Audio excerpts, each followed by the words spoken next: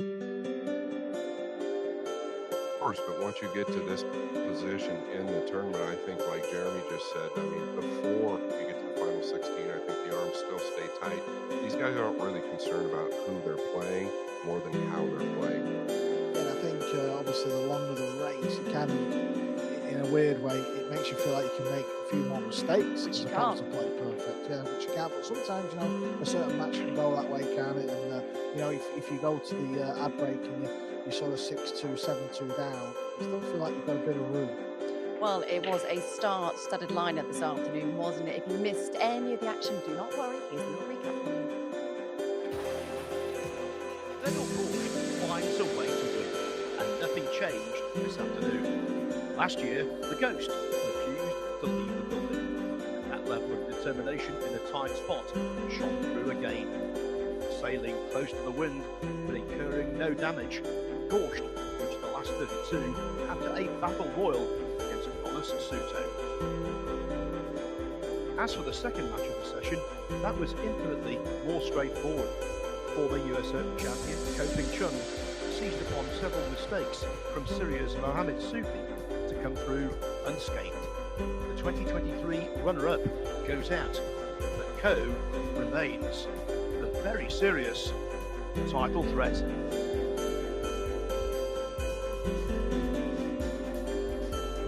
an outstanding afternoon, wasn't it? Well, here's how the results looked after day 4 in the afternoon. Solid wins for Ko Ping Chung, defending champion Fedor Gross. Well, it's fair to say he got the job done, didn't he, against Yanis Suter. SVB, he had a big D, didn't he, against Naoki Oi. And just to mention as well that we had to say goodbye to Seo Soa. And what a story it has been from her this tournament, but it was just a little too much for her today. Victor Zelensky got the better of her today. Well, we had a chat with defending champion Fedor Gorst when he finished his match against Yanis Suter, and it was pretty interesting because, as we know, last year he had to come from behind, he had to dig deep then, but he seemed to think this year is even more of a challenge. And why is that? Maybe the break shot. I'm not sure. I felt like last year he gave some interviews after some wins that were a little more stressful because he had made some mistakes, obviously, to have those deficits. This time it was almost more like a relief. I felt like a little more humor in the interview, just knowing that the way Sudo played and he came back. The break goes a little better for Sudo there at the end. Better probably gets beat, and so he kind of escaped one with some break shots, and he'll try to improve the break shot. Yeah, Matt's Beckman's nice, isn't he? What's he going to tweak, do you think, going into that match? Well, I think the break is really everything for Gorst, right? And it's everything for all these players, including Shane Van Boening, who was squeaked by against Naoki Oi there in the last round. Going forward, Federer is most concerned about his break. A word on Seo Soa. I saw her backstage and absolutely gutted for her. She really has been one of the shining stars this year, but just couldn't seem to get a footing today. Why? No, I mean, listen, this is a class act, just the way he plays. He's probably helped you that one on centre court with all our eyes on him, Paul William there, so around. But listen, she's done unbelievable, to beat Alvin Ellis, let alone this one, that very arena where he's had so much success. Just a great week, unfortunately, their boyfriend exited the tournament, moved on to go as well, so it's on to the next one for them. Yeah, very much so. Right, let's see how this evening is shaping up, shall we? It is another star-studded evening session coming your way. Our main TV focus this evening is on the 2024 Hanoi champion Johan Chua against Anton Raga, and also Nick Kraus versus James Aranas. We're very much be having a keen eye on those matches for you. Let's just have a little word on Johan Chua, Anton Raga, then two of the very best from the Philippines. They should be locking horns shortly, JJ. What do you reckon this is going to go down to? Well, it's been a little Jekyll and Hyde for Chua so far. Maybe a little fortunate to win the last over Max Everly. Max missed a 9-ball. I think it was at 9-8 Max there. Then a golden break to finish it off. These two know each other very well. Kind of feel like Raga in this moment may get a little nervous. We'll see how he starts. But it could be a nail biter. Yeah, that 11-9 victory from over Everly for Chua. How much does that take out of you when you've got to turn around quickly, I guess, and playing you? Mentally, does that drain you? It can. They have time in between, right? I think the dynamic between Raga and Chua is really what Jeremy kind of just touched on, but he didn't allude to it, is Raga's more of a money player. He's a quick money player, quick pace. I don't think he has as much experience on this stage as Chua, as Chua's been playing a lot of tournaments lately. It'll be interesting to see what happens here, though. But if Raga can get a head start, it's going to be tough to hold him back. Mickey Krause, James Aranas. Could be a tight affair, do you think, this one? Yeah, I think it will. Mickey Krause, the standout sort of European player from last year. You know, he qualified for his first ever Mosconi Cup, played in the Reyes Cup, won his first big open event, and he's here putting another good strong showing in again. But you know, James Aranas is the World Cup Tour doubles partner for Chua, and again, these Filipinos. I know the question was about Mickey Krause, but just when you look at the draw, I think there's 9 Filipinos still left in the tournament. And the Philippines have had 5 different world champions. You know, whenever you see that flag, you know they can play pool. Well, we know that Krause can be cagey, JJ. How do you think Aranas will deal with that this evening? Well, he kind of sticks to himself a little bit, James. I mean, you're going to be concerned about yourself. I think the main thing that he's got to worry is Mickey's a very good breaker of the balls. And that's really what kind of boosted him up last year along, following it with running a lot of racks. So he can sit you down in the chair. You just got to be patient if you're Aranas. Could this one be fine margins, do you think? It could be. I was talking to Mickey backstage not long ago. He's still not pleased with how he's playing this week, and it's typically a good sign with Mickey because he'll tell you right away if he's playing good. It'll be interesting to see what happens with Mickey. Maybe he can make the adjustments. Okay, well, all week we've all been having a little fun, haven't we? Well, you certainly have, Carl, with some of the players with the famous Z-Shot Challenge. Well, the players have had a go, so we thought it was about time that you 3 were put to the test. Up first is our very own JJ. Should we see how you got on? Yeah, let's do it. All right, let's do it.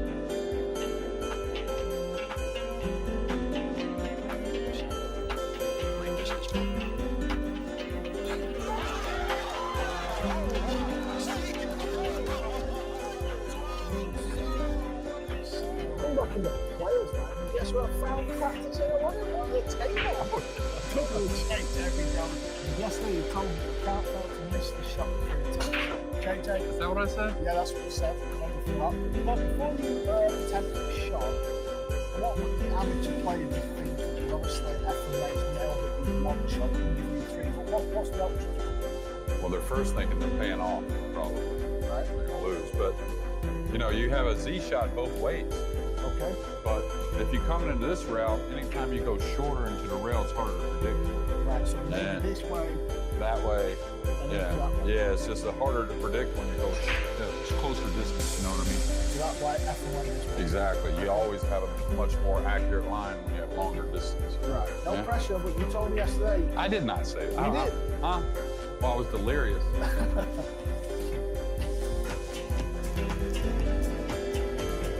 All right, here we go. Take one. Take one.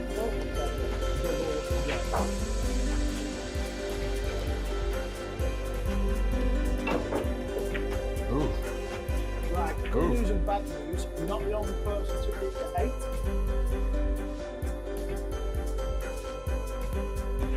It's about right. So what went wrong there? What do you think? Well, I went too far that way trying to spin it. So with that much speed, the spin didn't take coming down. So I got to adjust and come a little deeper here. Okay. JJ, one of the best companies in the world. So here's the customer. I'll bet you that 20 I don't hit the 8 this time. Well, I bet Wow. I bet you the 20 you don't hit the 5 at this rate. I might bet that.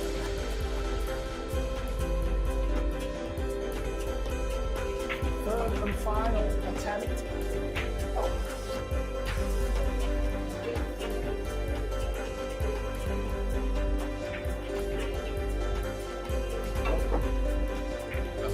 Well, we should hit it. Thanks, pal. That's it. He was waiting for that one. So close, but no cigar. Is it meant to be third time lucky, JJ? Actually, the 4th time was lucky. I actually made it on the 4th try. There we go. Yeah, I had to have that in there. I mean, senior citizens There's should get an gotta extra shot. There's got to be video footage of this. Shall we see it? Let's have a look, see if he actually does it. He was like pretty slamming. Yeah, but I thought Ralph didn't hit it hard enough at first. That's the one I watched. There you go. God. Hey, JJ. Sure, take 4. JJ, maybe I should have felt. Was that really take 4?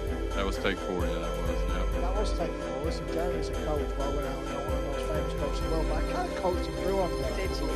You don't want to give him the credit, but it's fine. Yeah. Never give Carl the credit. Oh. Never hear the end of it, that's for sure. Well, congratulations. Precious on you two next. All right, okay, let's get our evening session up and running then, shall we? The players are ready, so let's get to it.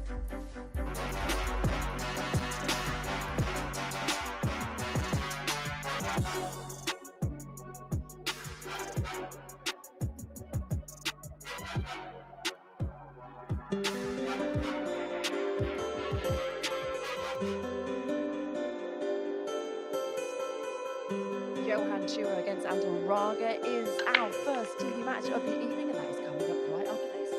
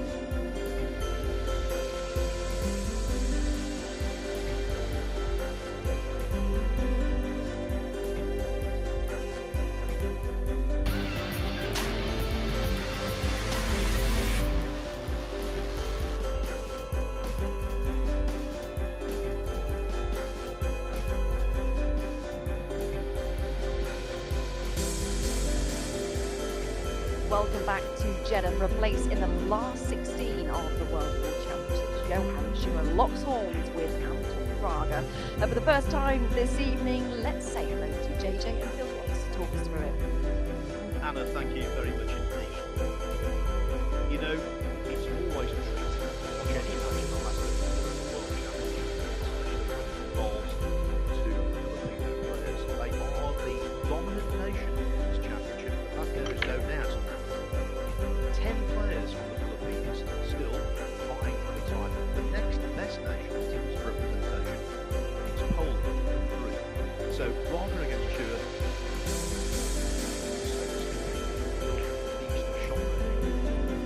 You would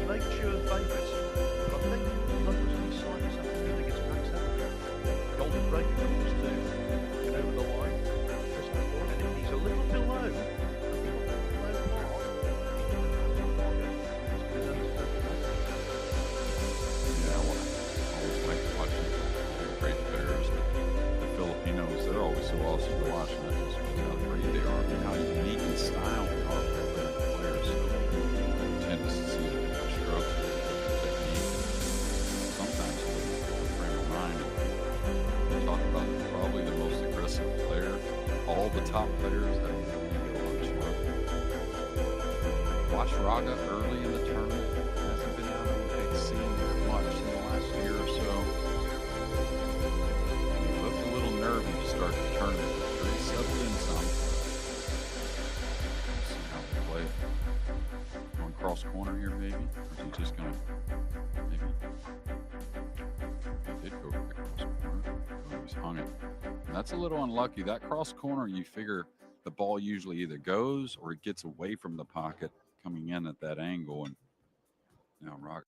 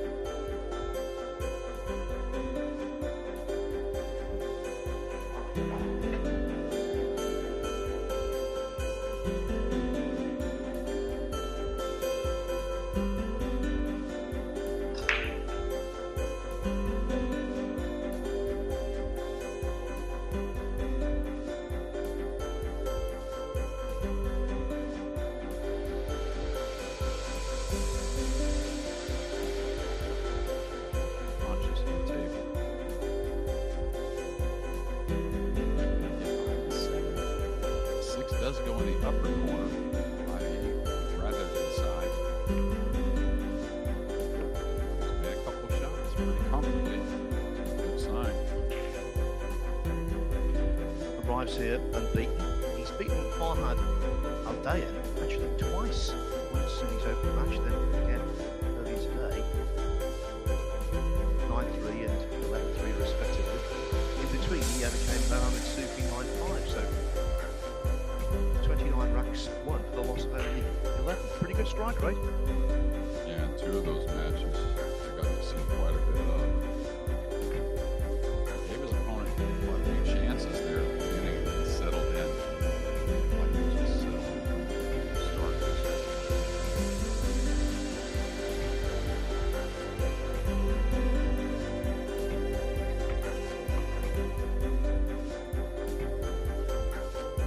Well, I'm led to believe there is a cat in the arena. So from a feline to Anton Raga making a beeline for a 1-0 lead. Stop me, Jeremy. Stop me. Oh, I never stopped to do. I love it.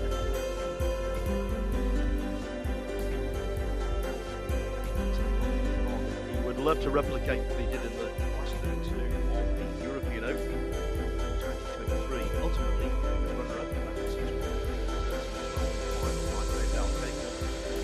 the last 32, remarkably, he whitewashed Copenhagen 10-0. He's got a high gear. The breaking gets going. He's a guy that does attack a lot as well. I mean, talk about aggressive players. Let's talk about Chua. One on our mind. This guy here. It's not great. You can see even there the nervous energy. He's always wanting to stay moving, even away at the table, away from the tables. So the first draft was over pretty quickly.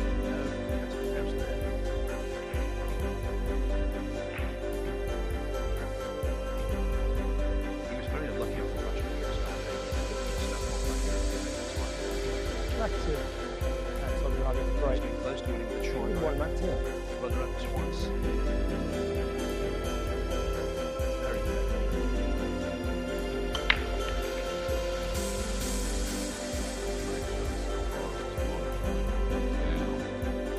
Awkward queuing here, but Bill continued to attack. Three up the table with the blue two.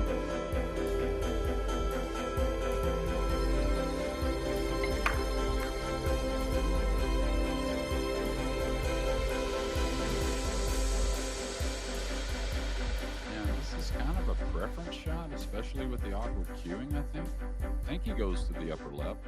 It's the one that makes sense. But do you want to go ahead and swing back across, or are you going to try and hit it delicate with the draw stroke? I kind of like coming back across, I think. But again, it is a lot of preference. There's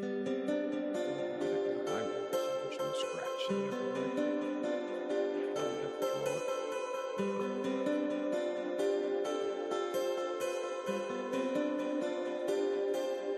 Is prone to movement. I've not seen any evidence of that so far.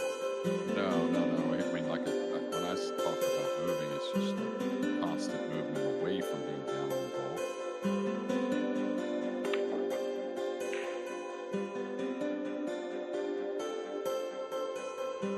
Yes, he's a bundle of energy. I remember when he got to the final in Fulda in Germany. The celebrations after winning that semi-final. Great to see, actually. Takes an awful lot to him. He's considering trying to hold for a side. He doesn't want to go around the purple 5 and 3 and 6 and get some kind of funny angle on the 5 away from the 6. So try to pinch this a bit, maybe. Slow the people down. Yeah, you just saw a split second of movement of his bridge hand. Okay, the ball went in. It's a little jerky, that stroke.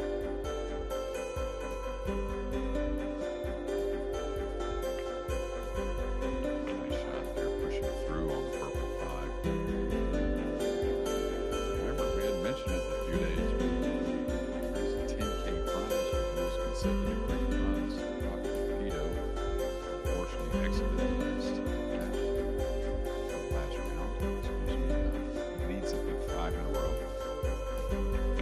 Well, let me tell you, in the break between sessions, I was watching Bobby Kapito's match. He played Iraq's Amir Ali, and Ali very well. Very well. He closed it out superbly. Yeah, we saw two different things as far as the match, because I watched the early part. Rafi missed some balls and missed a few kick shots and kind of let the young man keep going. It's going to be disappointing. Evaluate, return. And now, Johan Chua needs to return from a 2-0 deficit. The 27-year-old Anton Varga has made a start in the lead. His fellow countryman Patrick Gonzalez 1-0 up on Eklund Kachi. Carlo Biardo, another Filipino, 2-0 up on Victor Zielinski. Filipino should continue to Jeffrey Ocasio drawing the first blood against Fiesco Kuczynski. Also on table 2, champion Federal Gorge, hoping for an easier ride than he had this afternoon against Jonas Suto. Well, at the very least, Gorge will be opening back from Max Lecter. And next match on table 1, by the way, later on this evening, Jason Shaw against Jeffrey Warner. That's another match I'm watching. Shaw against Dennis Grabber. Shaw will be behind early. In fact, he was behind in the mid-match. Held himself together. Dangerous hit. Mind you, Warner's very good view. Yeah, he can't afford that lead. Of course, Dennis isn't playing great as well. Jason come back to the last match. Runs down 1-9, right? It's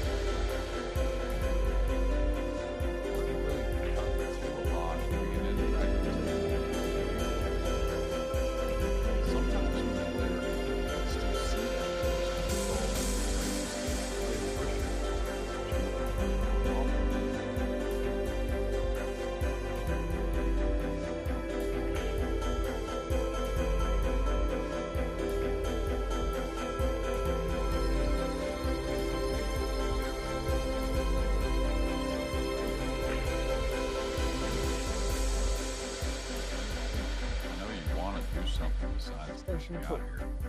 Have a look. But there's a little bit of a kiss shot off the 7 to the lower left. Now he's looking at the push out. Push out called.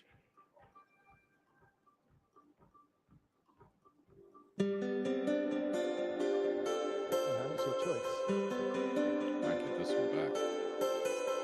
I don't think it's natural to think the 2 away. Kill the 3 1 4.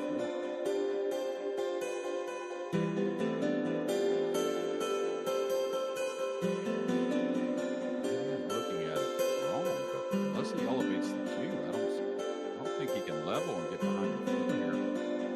He's flirting with a scratch.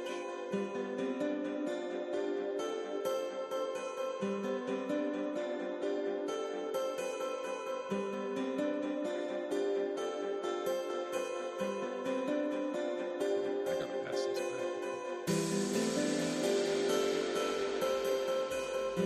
Depends on who's playing in. Just trying to size it up.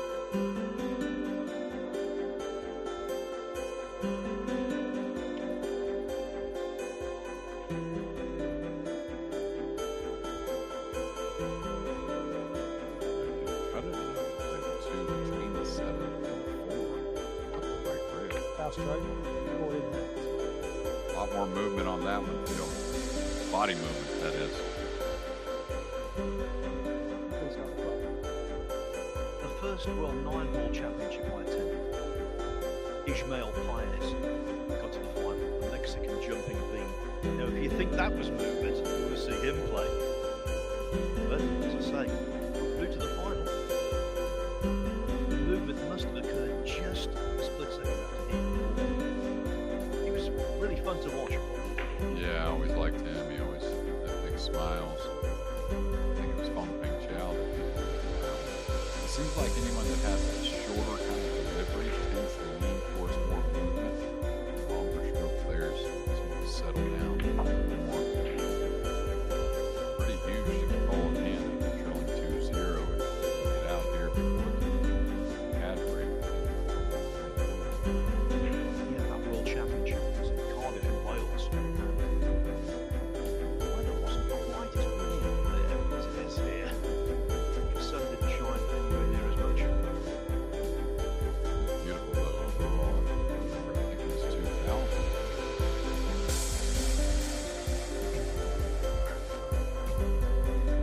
It was Fong Panchao's second success.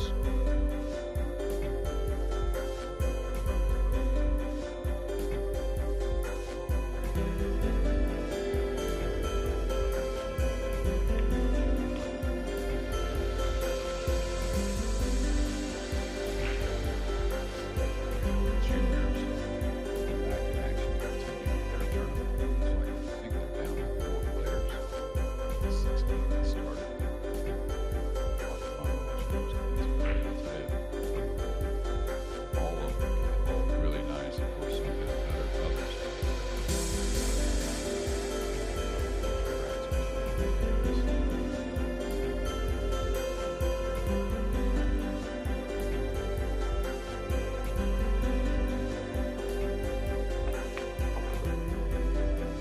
Yuan Chur played very well at an early age. He won the All Japan Championship. But I think these days, he's better than he's ever been.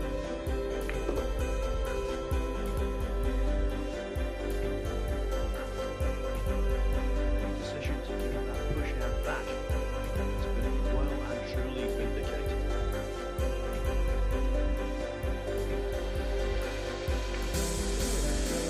The battle joined here in Jeddah.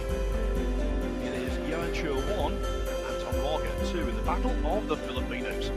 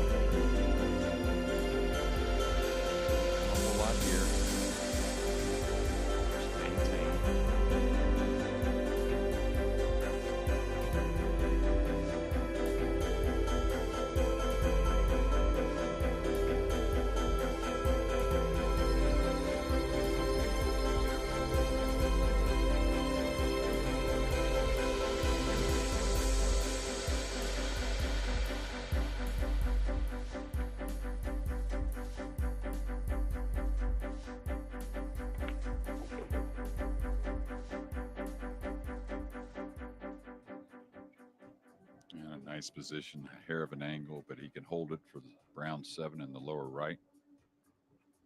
Clean up on the 8-9. Shot clock shouldn't be a problem with Raga, that's for sure. Neither as it should be an issue for his opponent, Jovan Shua.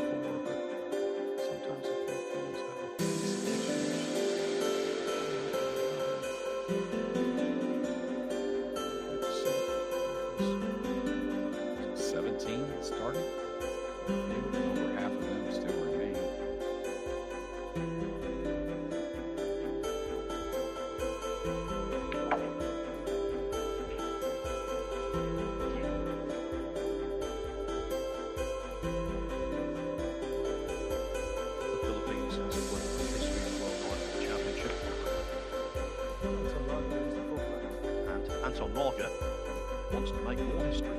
Before Rack's gone, he's won 3/4 of them. Yet Efren Reyes won this title in 1999 in Ghana, beating Chang Haoping of Chinese Taipei.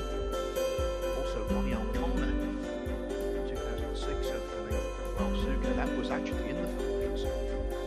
Francisco Bustamante was the champion in 2010, beating Kuo Po Cheng. Colin Biondo triumphed in 2017, beating his fellow countryman Roland Garcia 13-5 in Doha, Qatar. Yeah, there's another asterisk by Alex Bacaline, Filipino heritage, representing Canada. He lived and grew up as a young man. The funny thing about those first two you mentioned, Efren Reyes and Ronnie Alcina, back when we played that time, you had group stages. So you're seeding into the final six. It's all about how you get through. Ronnie Alcino and Efren both went in as the 64th seed, the last seed, and amazingly how they got in that as the 64th seed. All right, the one's been awesome so far. He's going to get another shot on the blue too. A bit awkward cueing, definitely a missable ball.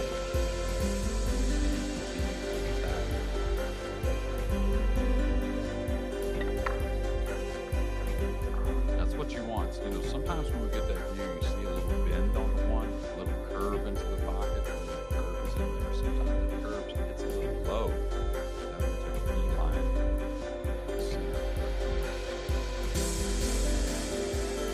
Just as in the previous match, you get the feeling one of the ones here swiftly going forward.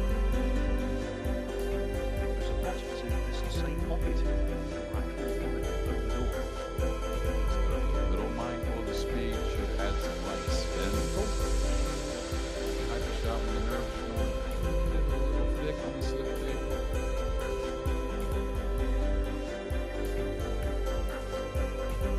Just a hair thick to that right knuckle.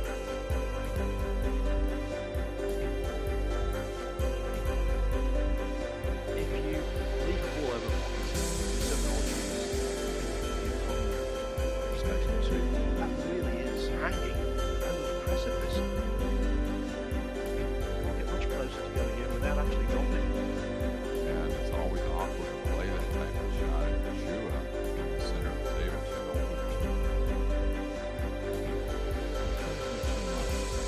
Distance. You get snookered trying to get close position.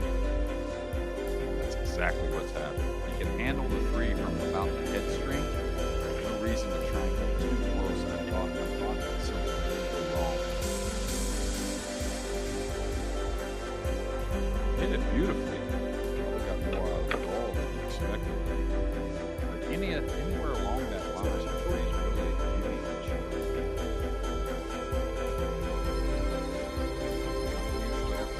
Let's go with portion.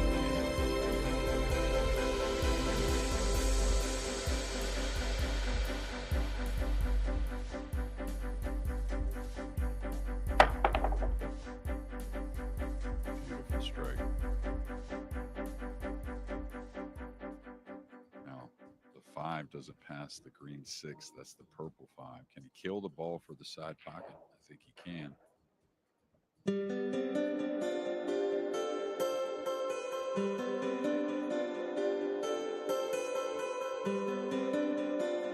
Just a little. Oh, you're going to go and draw back where he's at now. Make sure you get into the ball.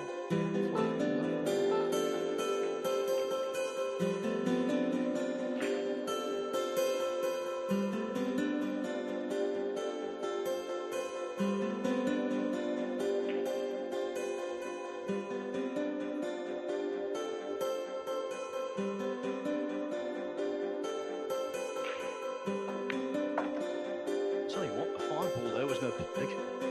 No, not at all. When the nerves are going, anytime you have to elevate the cue, just pay attention to your angle full screen.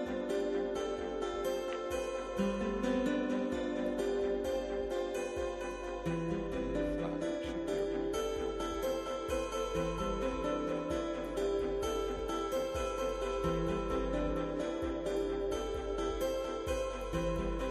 Just gonna start across.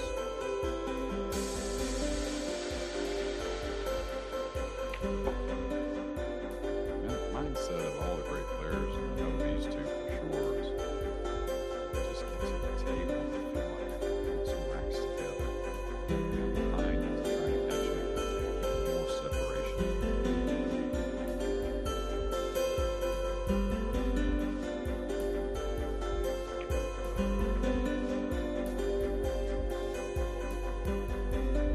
It was all glued together by the jump shot.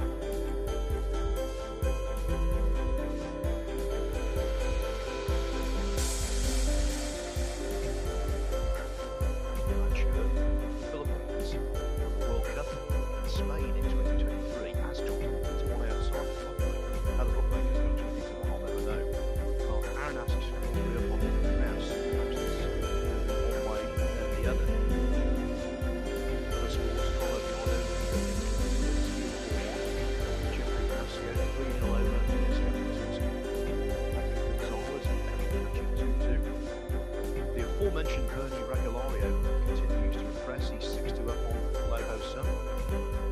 2-0 for Mario Lee over Oliver Sholnocki, and Herbert Forge now 4-0 over Max Laker.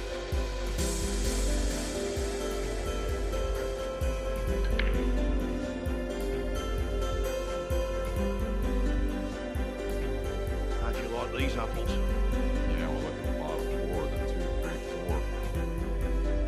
3, 4, 5, just right there. It's a bunch of stop shots. 6, 7 on the top end. This is the one you want for to win the 250 at the end of the week. They're really going.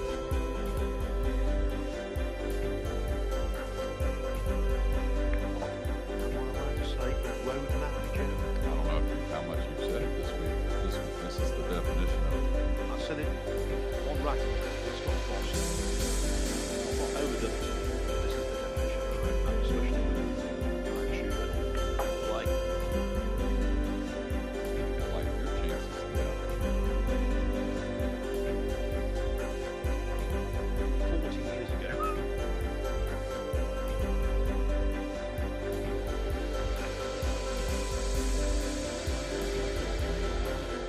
He wants to fall just a hair inside the green 6 on the side rail.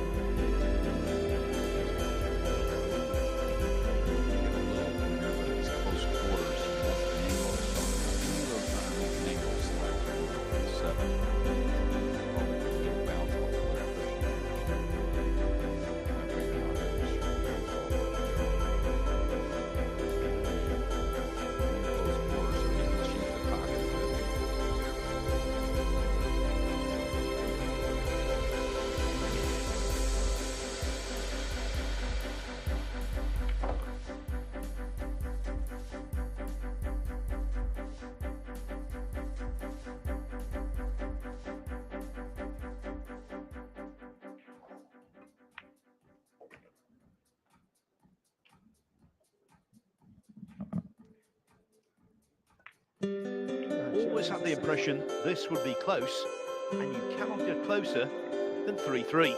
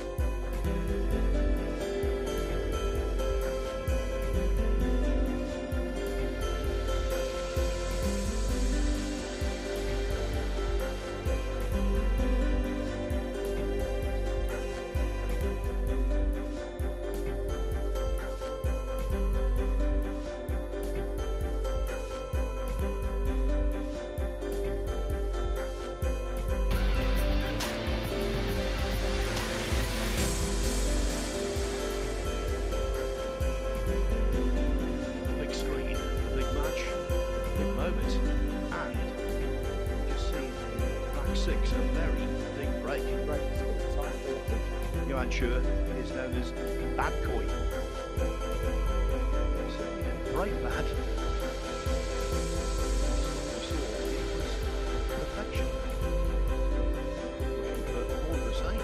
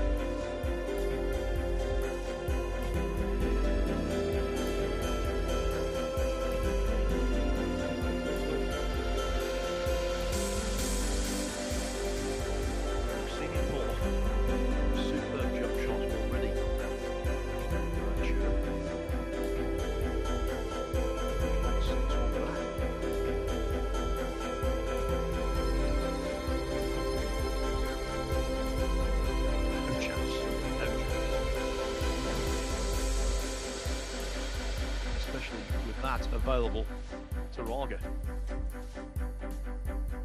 Quick update on the title holder, Fedor Gorst. Doing great guns against Max Lechner. He leads 5-0. Well, he talked about the break shot had to improve. He averaged under a ball on the break in his last match, and it's like he's got that going.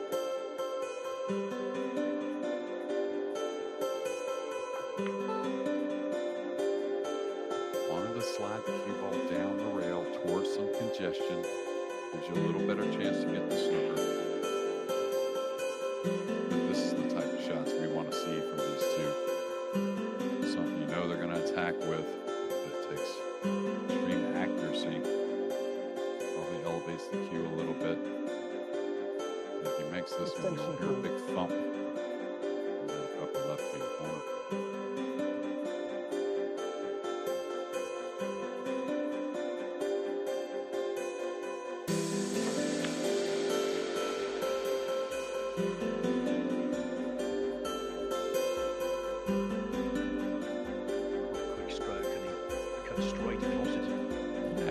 Eased it. I thought he would just kind of shove it 2 rails towards the 6. Very difficult to get snookered with a pretty open upper table.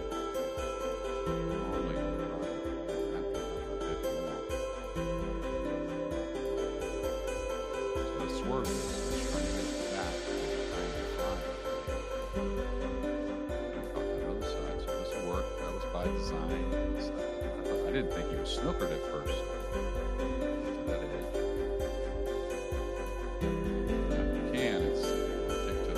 Chance to make it. We want the cue ball to continue downward towards the 8 and 5. Some type of safety. This is a up, I believe. So Chua will place the 11 or extended bases until that reaches 15. Just like, it's a little early to maybe say this. Like he's kind of weathered the storm, you say?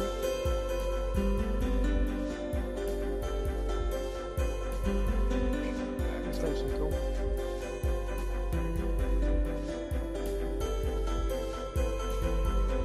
Great effort from Rock.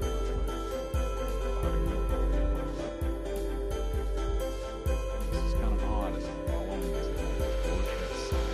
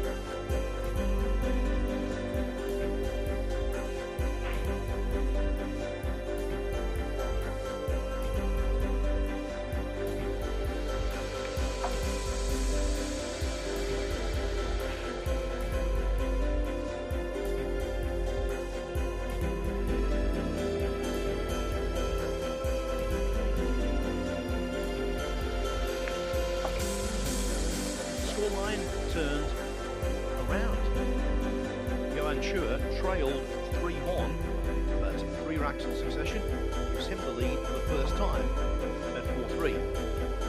Further advanced, James Outhouse now doubling up on the Kraus at 6-3. Carlo Biardo's leading over Nick Zielinski. Reduced to 4-3. Jeffrey Ignacio 3-2 over Mieszko Ratunski. Same score for Patrick Gonzalez against Eklund Kachi. There you can see Fedor Gorst has just lost his first rack of the night. He won the first 5. Max Lechner biting back. Bernie Regulario over on table 4-0. Jeremy holds him in very high regard, as does Scott Frost. Well, he leads Low Ho Sun 6-3. Mario He and Oliver Sholmocki on table 7 are involved in a very lengthy third rack. In fact, it's a very lengthy match. Mario He leading 2-0. So that could be quite a lengthy affair, Jeremy. And it does make so much difference when you've got a shot clock and when you haven't. It makes a massive difference. Yeah, a lot of times it makes a massive difference on the quality of play. Also, some would think they play better without the shot clock. That's not what we usually see.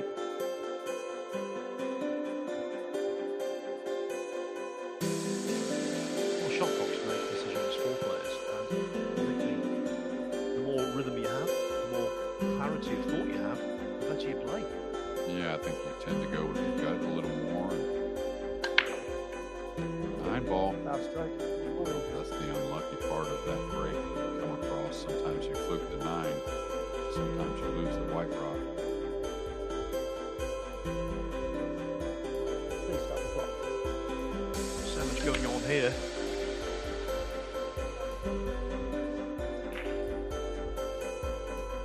Both pretty dialed in on the break as far as positing that 1 on the side, so you still feel like someone really on a big run. 2 right in the middle. 6 doesn't pass the 9. There could be issues. You have a combination. Wow.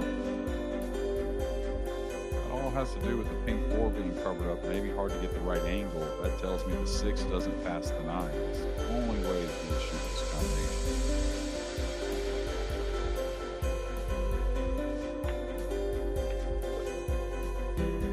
Well, so much distance between 2 and 9, and yet Anton Raga pulls it off with considerable aplomb. Once again, it's all square.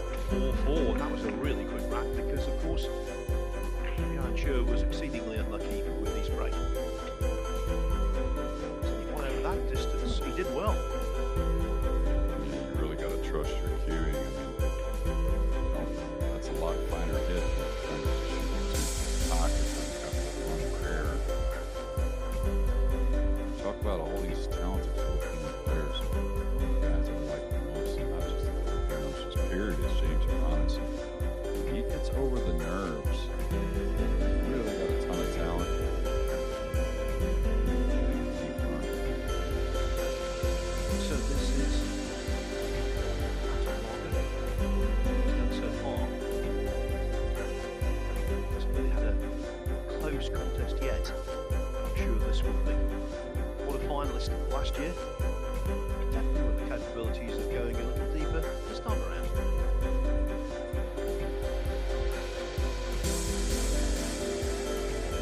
Back 9. That's on the break. Scores aside, 4 racks each. Aaron Dream, Pantera Fuente. Absolutely starting rack 9. Referees have done a wonderful job. It's a very lengthy day for them. And also in particular, a real shift. Yeah, they have the longest days, it seems like. I nearly missed the 1. The spread that he's been getting before, sometimes with cut rate, get some kisses. Now that overhead clip, he told me this bank is on. He wants to shoot it. Really easy safety behind the 5.8.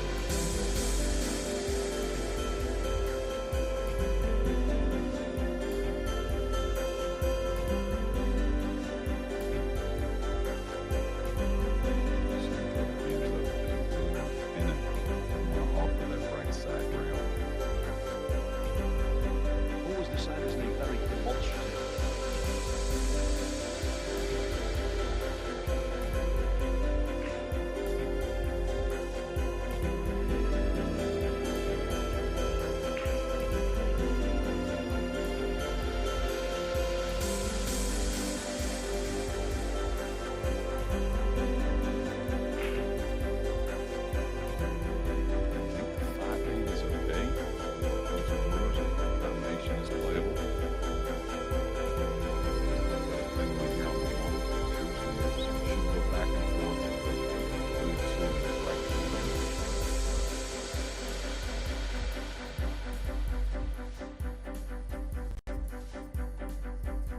just be fine. I mean,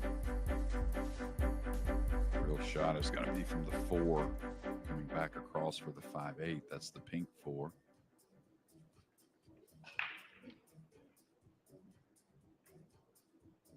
Look at that 5-8 in a moment. See if that combination is on.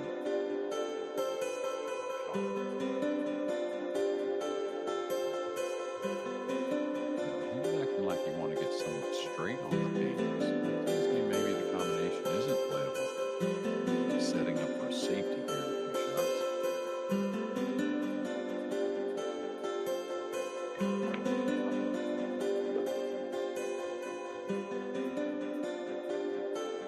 As the red 3 was going towards the pocket, you could see Roger's face. He wasn't entirely convinced it would drop. For that matter, neither were we. No, I think it's that body movement we were talking about. Also added a little bit of doubt. Extension call.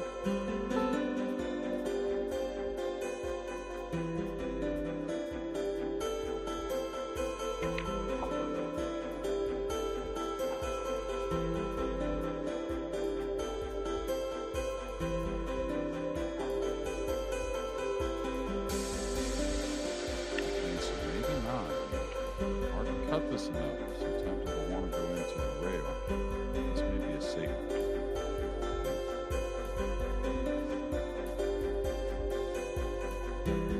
As great as these players are kicking at the ball,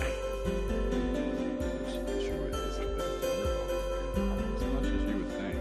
You can get 2 rails underneath this. Let the cue ball slide towards the 8 as the 5 goes up table. Just make Roger come with the shot. Need a ton of speed. Just medium.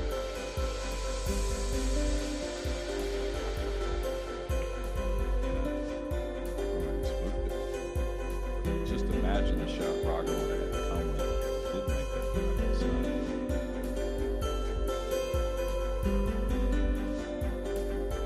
Extension call. Always advisable, I think, to keep your extension in the back pocket for a moment like this. Don't take it too early, don't gamble with it. Yeah, you just have to knock the ball in.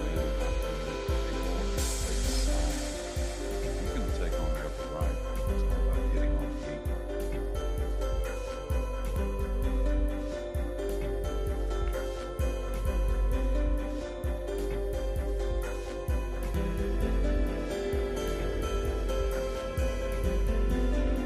It wasn't easy, of course. There's no point, but wherever you're now Roger will be fancying regaining the lead. And a lot of those shots at that speed on the 7, of course, you can't get away with the real. You can afford to hit a hair before the pocket. So I'm a little surprised he goes with that.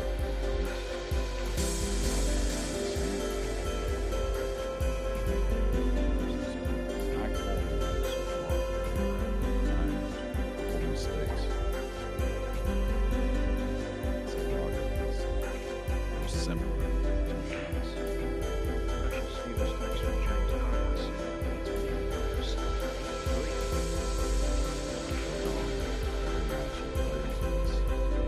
Going for the bank here, cross side.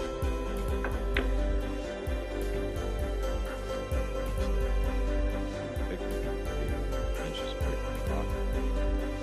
Is the Whirlpool Masters, I believe, Ron has made it to the finals.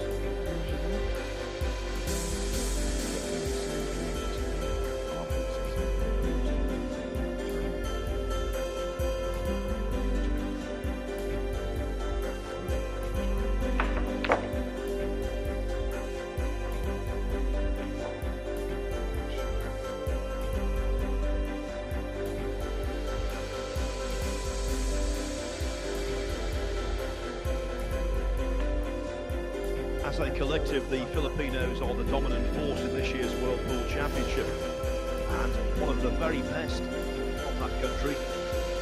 To ensure this fight for influence.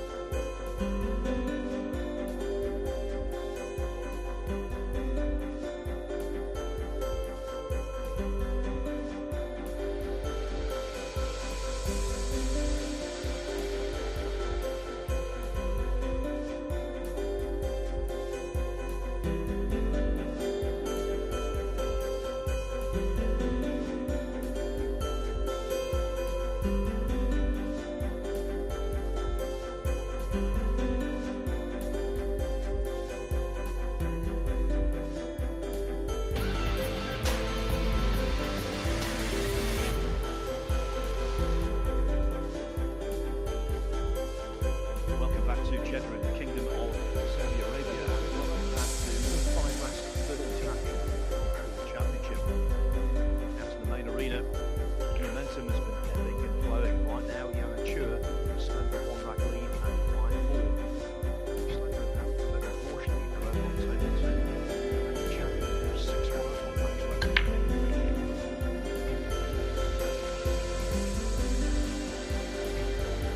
Danger. Pretty nice spread.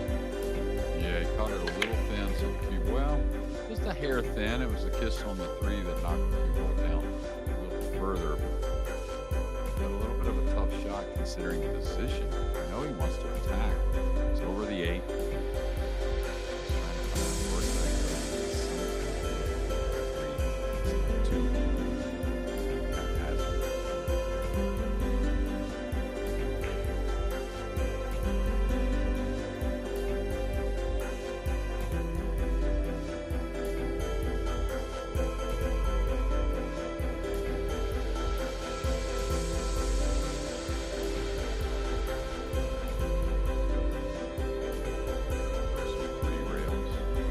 That's great. Four in there. Just touched the 8. Had to have touched the 8. Now we'll get another look. Yes, our referee Ben is always very nicely placed. He was right there. You would have noticed. Yeah, there was no discrepancy from Chua. Oh yeah, just slivered the 8. Funny thing is, it wasn't really during the shot. It was kind of after he's always struck the cue ball. Usually it's kind of during the shot as you're striking the cue ball.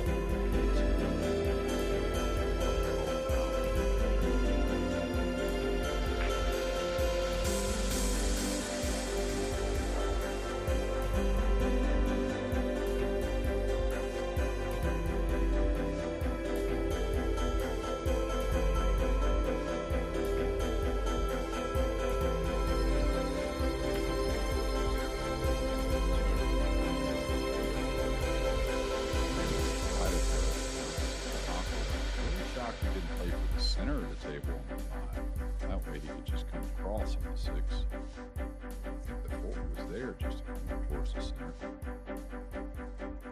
little funny over the pocket. What's he really do with the cue ball? Don't think a high ball is on offer here. Extension cool. That upper left corner is kind of a line of a scratch. So he's got to dig on this. He has to take more distance on the 6.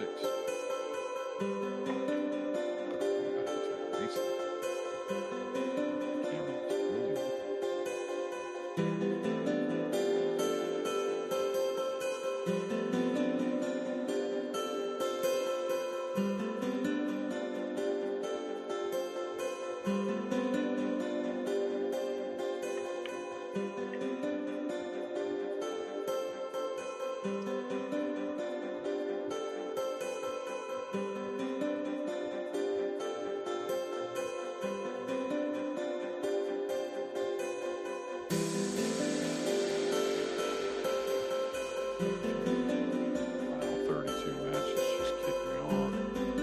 Marco Tucher, FSR, Francisco Sanchez Ruiz. Gave one, actually, Ruiz was on a break and run and missed the 9. Start you one. Jason Lewis and Conrad Trushishin.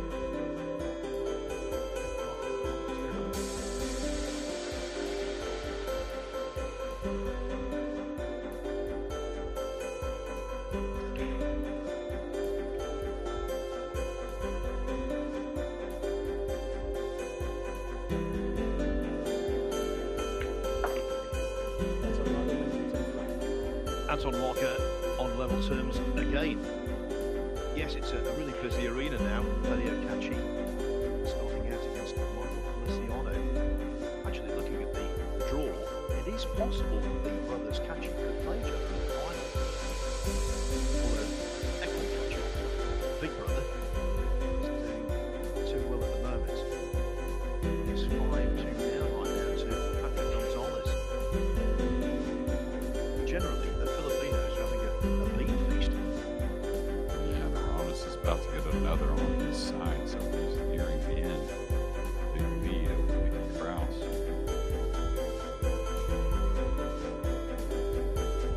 Definitely the slowest match of the evening. Mario Lee and Sean Lucky. They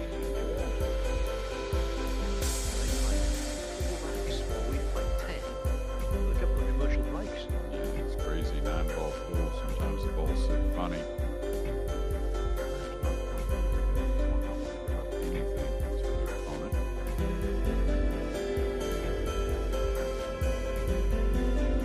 Just a reminder, next up on this table, Scotland's Jason Shaw against Jeffrey Rodden of the Philippines.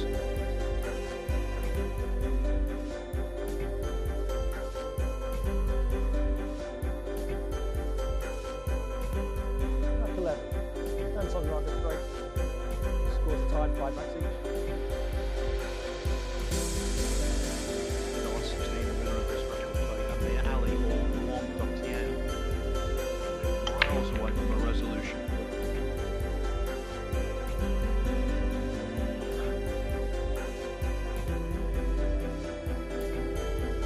Two got covered up, but he will attack on the one, trying to get in position on the blue two. Like a safety, two-way shot. There we go.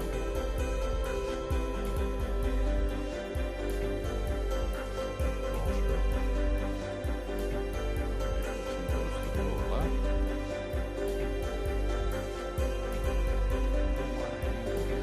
Can't force it to the rail.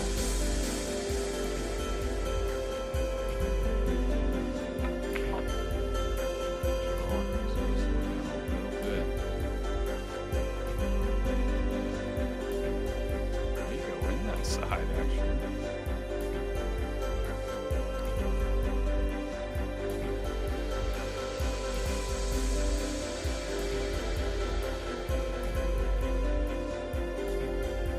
Touching ball.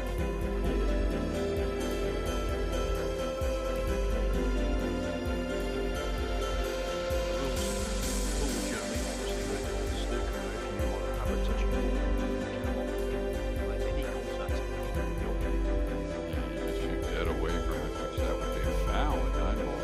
You have to make contact. He's looking at this cut, maybe to run the cue ball. Like playing a 6.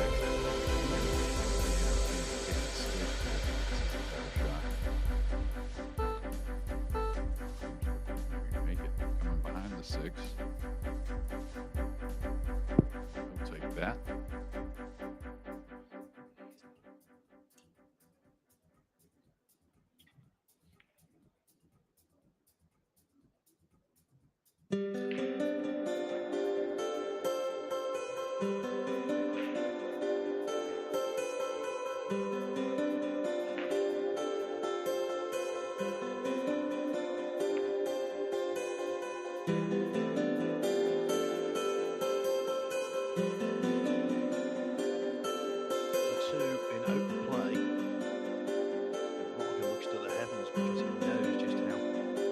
potent the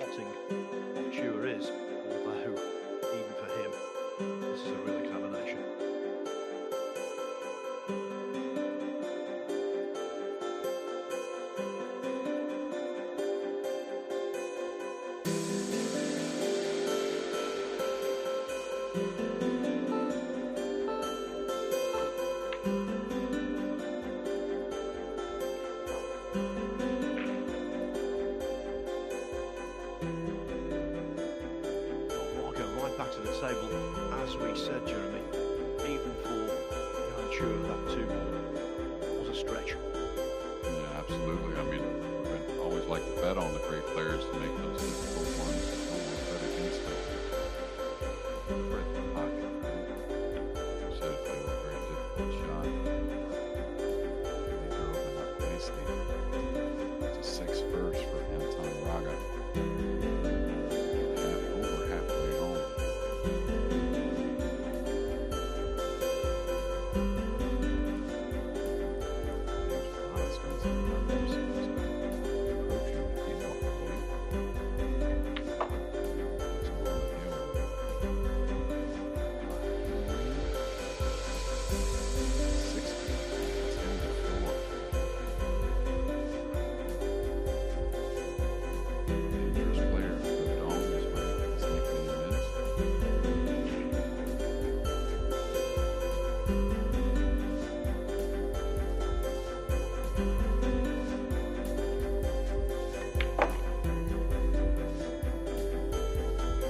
Shot is marked.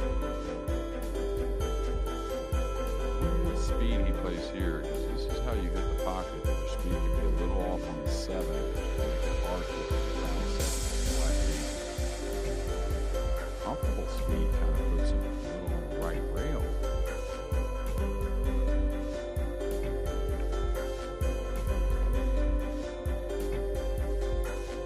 Shortcut the pins, smooth those in.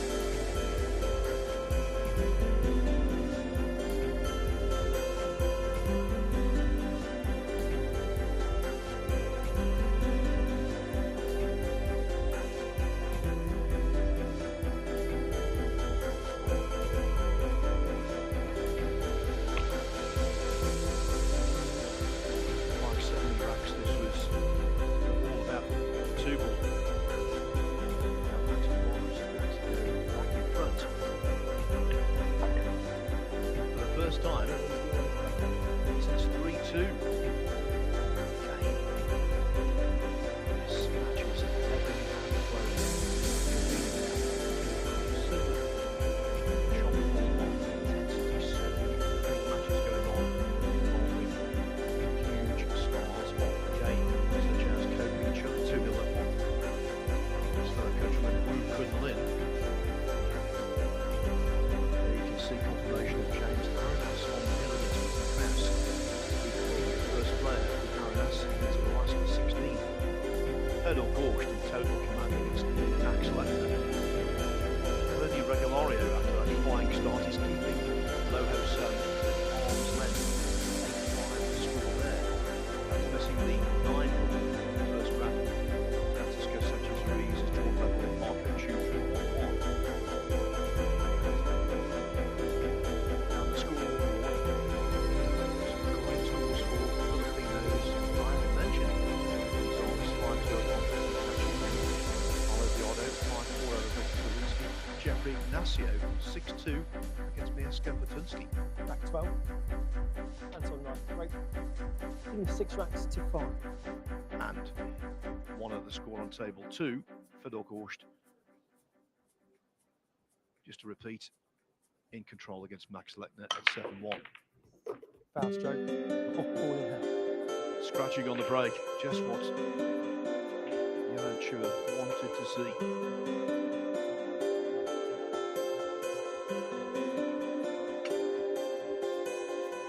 Jeremy, when you just want a big rack, it hurts your opponent. That's the last thing you want to do.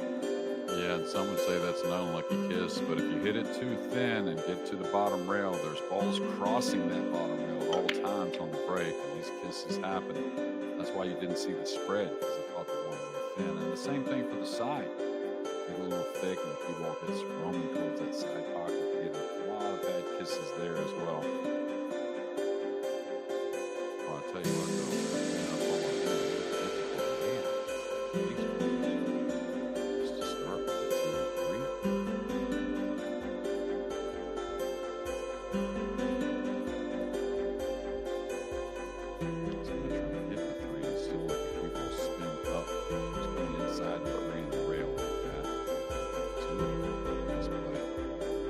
think he was really trying to go into the 3-1.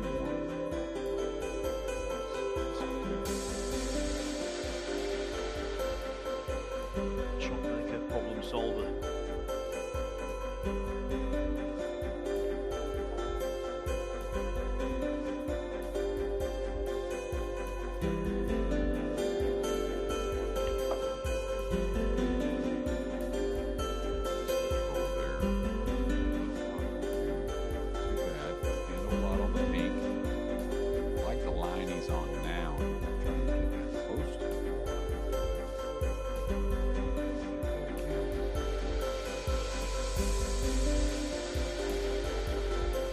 Extension call.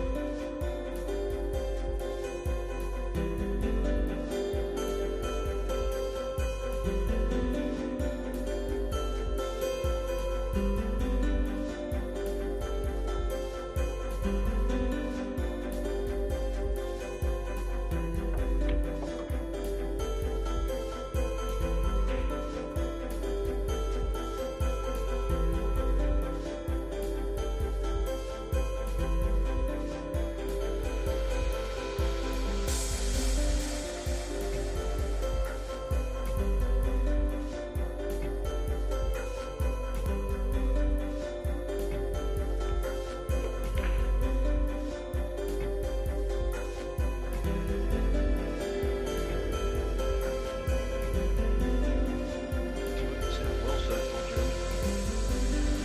Drag stroke, trying to stay above the 6 a little bit. Watch the cue ball kind of start with the bottom spin and then turn over about a foot before the 6 and rolling ball. That makes the box a little bigger and you can feel the ball. A lot of the players don't want to stay rolling. So they're going to drag it back.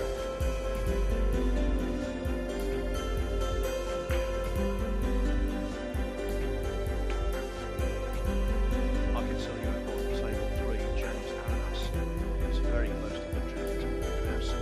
This one, Kraus put his cue down. Almost a resignation.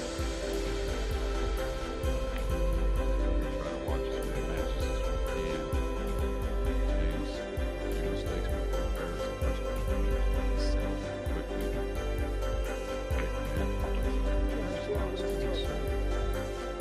The pertinent numbers here 8-9 to 6-6. What a contest.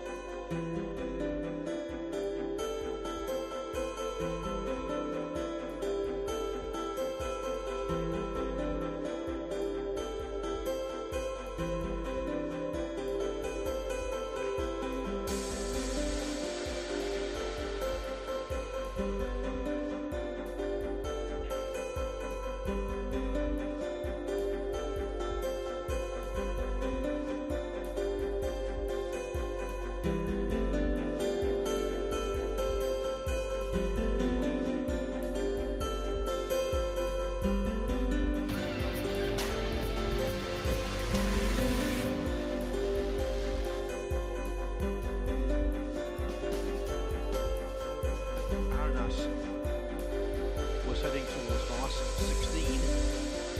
Well, he did miss the 6 ball in rack 15, but then Nicky Kraus misjudged a combo on the 8, and that gave James Aranas the simplest of tasks to get over the line at 11-4. Kraus, the former European Open champion, the former Players Cup and Mosconi Cup team member, is out.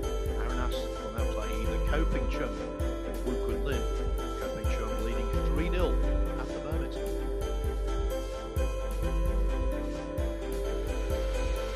Aranas comprehensively this match, much more competitive.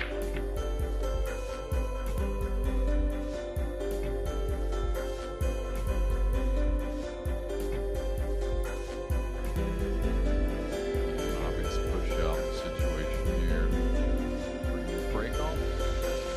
The last few games, the balls aren't spreading as much as they have been. Fryer had been missing because we caught that scratch. Time to catch it, and not as much energy into the rack. As much movement.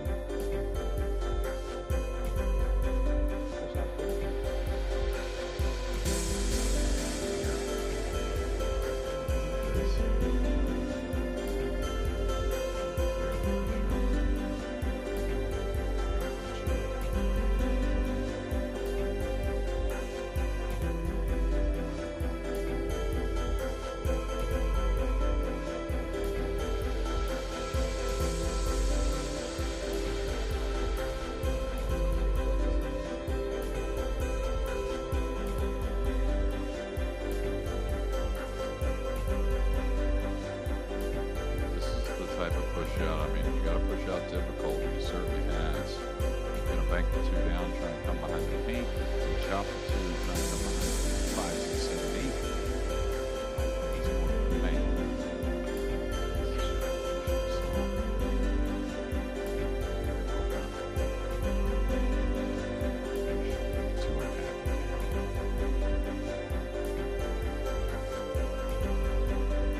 Yeah, Rocky didn't want the little chip off the 3 ball.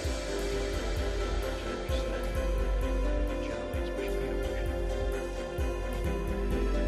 Just a sliver or a glimmer of hope. Looks like 8-2 now.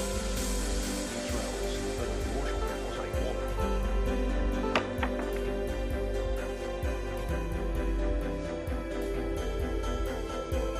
Nice control there. He didn't know if he was going to cue ball through all those balls, but definitely played the 2 back at the table.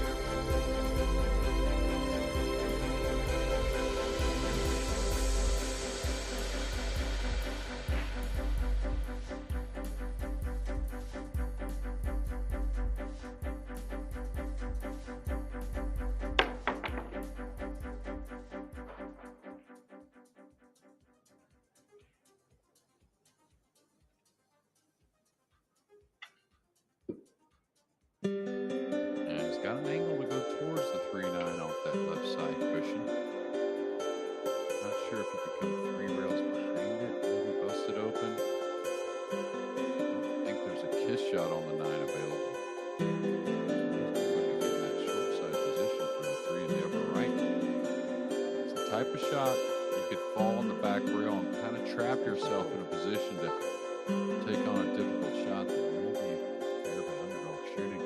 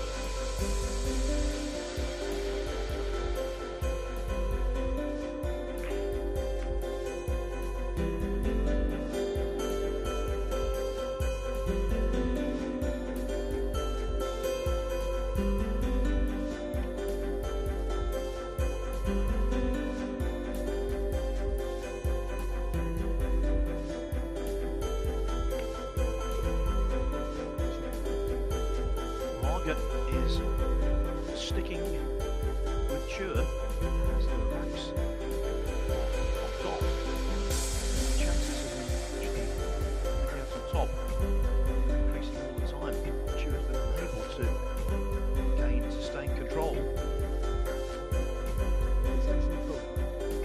He did come back from 3-1 down to 4-3. That's a productive run.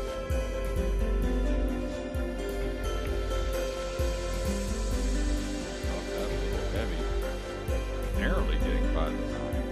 So 6 lower jaw, lower left corner pocket.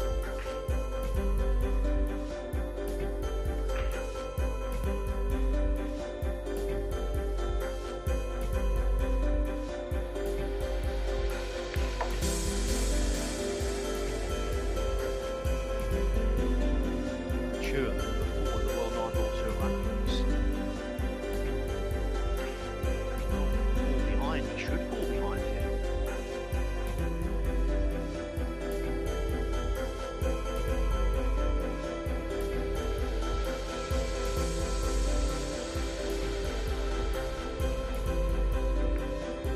Just has to clean these two up. Back in the lead. We've had 48 changes in this match. At least 3, I think.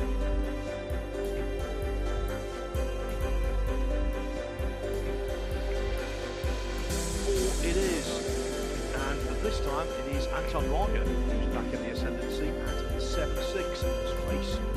2-11 for place number 16 on the World 9 Ball Championship. And on table 2, Little Gorge now 83 with Max Lehman. Johnson 7. Sean Buckley, Mario Lee, 3-3.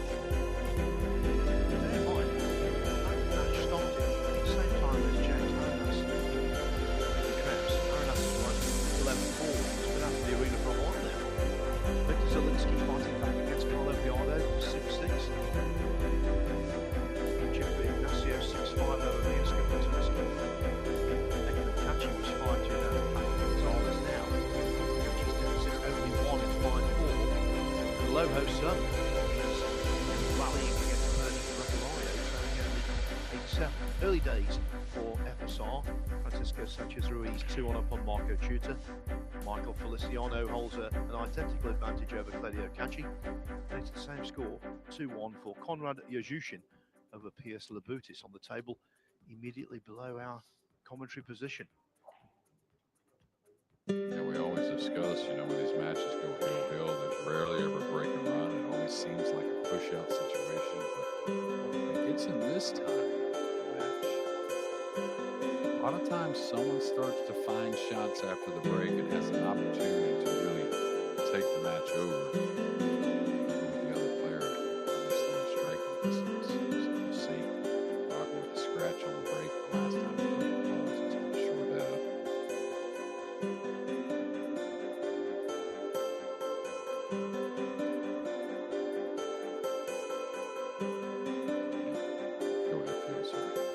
were saying before the match, when you were up in the studio, Jeremy, about the fact that Anton Martin plays money matches.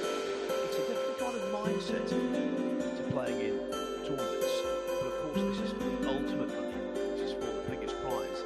There is in the sport $250,000. So maybe that mindset will equip him well. Anton Ryan, Yeah, it's the type of guy that smells blood. 7 to 6. You know, all the Filipino players do. That's why they're so good. You know, in America, whenever I was first coming up, all the great players always at the pool room. That's not the case in America now. A lot of them do exhibitions and different things between tournaments. For the Philippines, they're still battling against each other as much as they can. And it really serves them well. You know, you say that 250 up top, of course, the trophy means the most. Money's not going to have your name on it for her like that trophy is, but exponentially, what do you think this is, dollar-wise for a world champion? You got to believe it's worth at least double all the invites and sponsorship dollars. Well, we're discovering this in Sligo. Champions on first Chinese world champion, and yeah, endorsements are flowing. Let's put it that way. Yeah, the pool players, you know, the ones of yesteryear, they had a lot of charisma. Always love them for a lot of heat right now. I'm sure it seems like. But again, guys today are great as well. So these companies will love to have a little average on their side. And they're stable. Okay, Jeremy, so a two-part question. Most charismatic pool player in the course, on the table and off the table.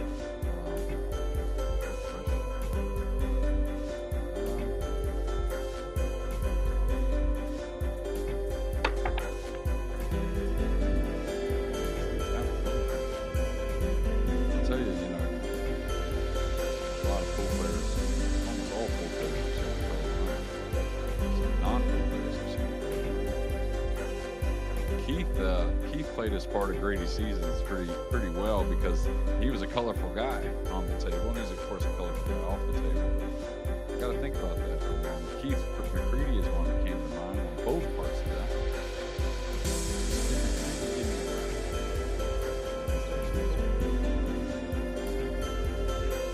Well, Rodney Morris, I think, has been a conversation. Yeah, Rodney is, you know, very charismatic pool player on the table. Really was fun to watch. I personally thought he was certainly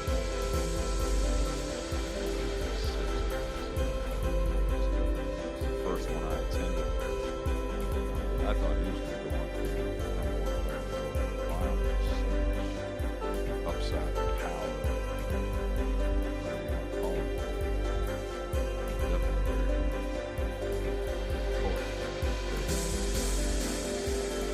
Chua reels away there. That tells us the referee was partially intervening here. Maybe full into it. This is the jump shot anymore. Jump shot goes straight in. Cut it.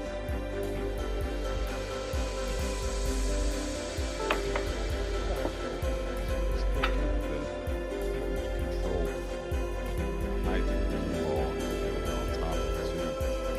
Big moment in Roger taking 2 games. It's been a while. Last 2 games, 3-1.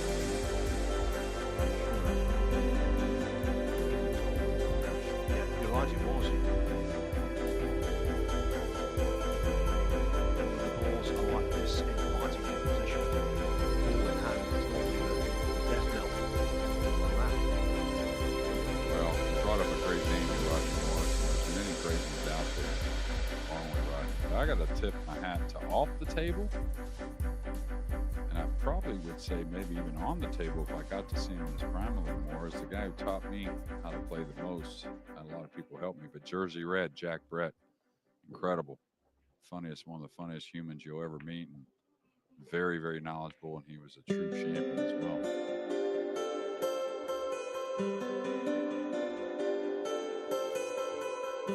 That's a name from way back.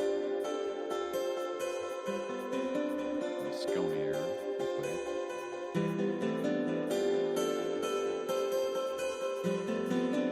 He can roll by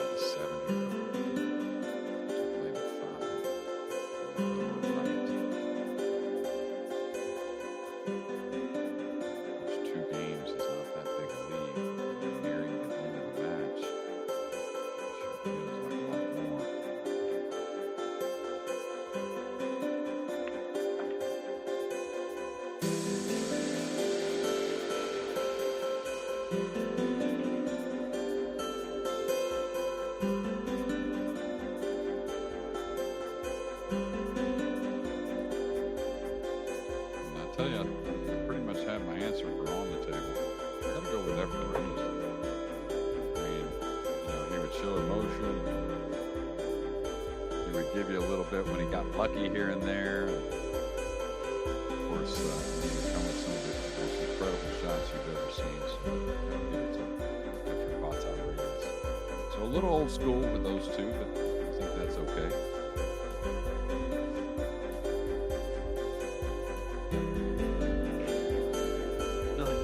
School, Jeremy. We're very old school.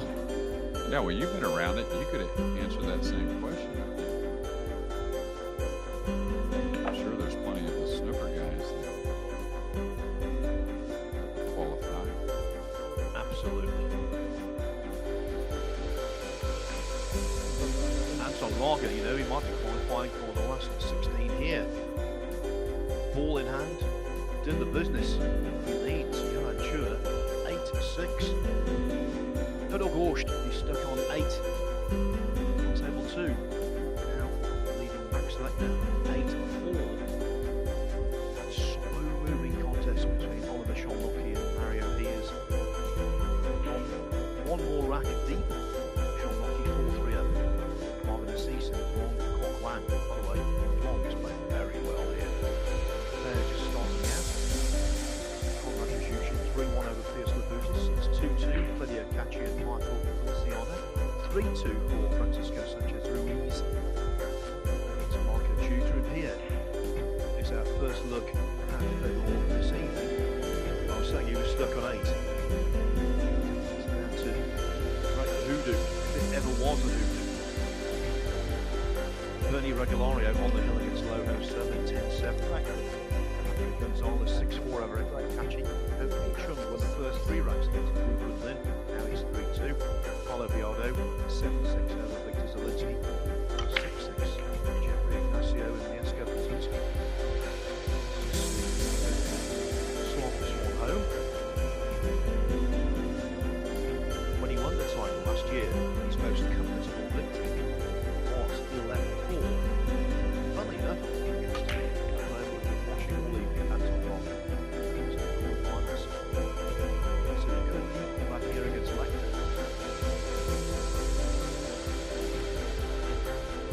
that he would lead the last couple of racks because right now he leads 9-4. Yeah, what until 2 years from now, we'll see how far he goes.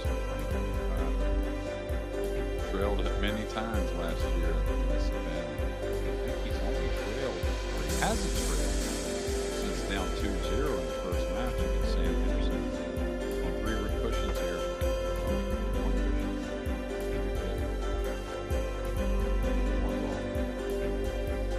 Another question for you, Jeremy. Federer Horst is trying to emulate Phil Strickland, one of the first 2 World Championships. 1990, when the third by Germany, 1991. He was back in the States. His first final beat Jeff Carter and Ian Thornton. Oh, yeah. Actually, the year I won the US Open 1 5 that was Jeff Carter.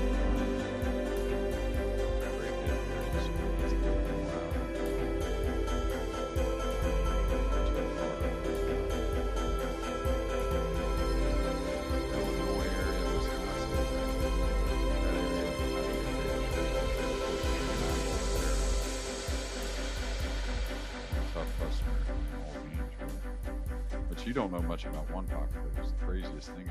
I won it on 3 fouls, which is 9-ball. You'll see a 3 foul every now and again, but in one pocket, you may not see it for a decade, maybe longer, maybe your whole life, really. You said I don't know much about one pocket. I'll tell you exactly what I know about one pocket. Nothing. Yeah, well, you might get a glimpse of it. Your little trip coming to the States here next month.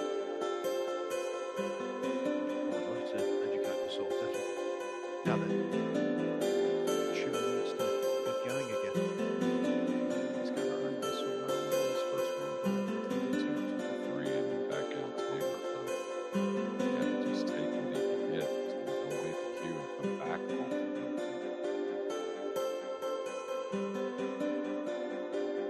This is one that's so easy to drive into that right knuckle, lower right corner.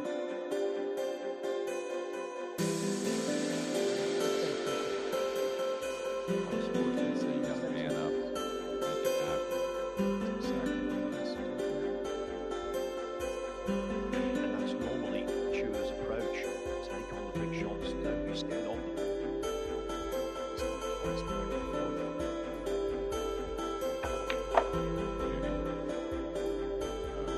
Doesn't deserve this.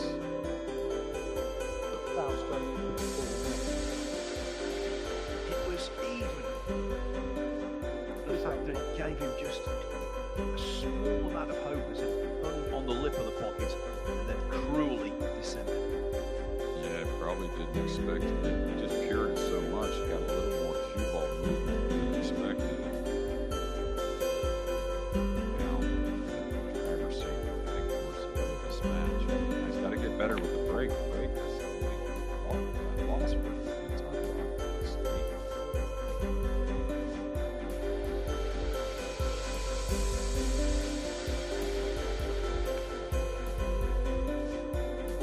So many great players. It's hard to talk about all of them. Some great results in this event, not necessarily one of them. And I think he's a guy that plays so steady. What is he? Semifinals, I believe, twice.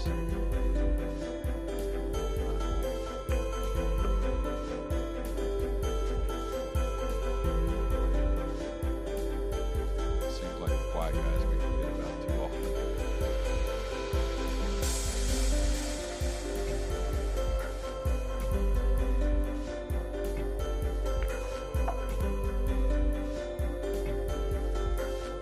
At the start of the match, we were discussing Marcus' ability to move on shots. Well, by and large, I think he's been pretty good tonight. He's as solid as rock to me.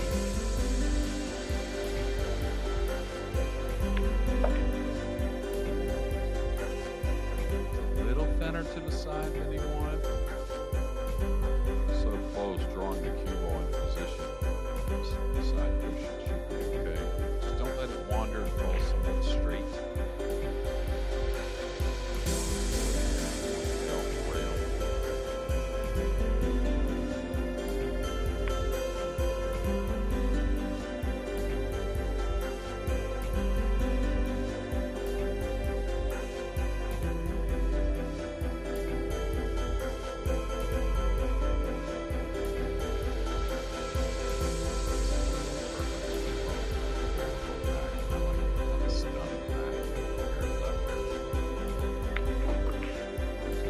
Side.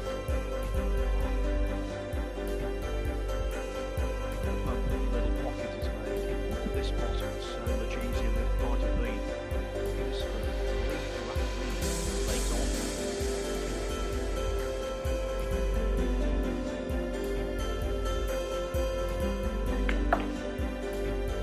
Johan Schur is struggling. The pick of many people coming here to lift the trophy. Well, he might still. He's got a fight back on his hands.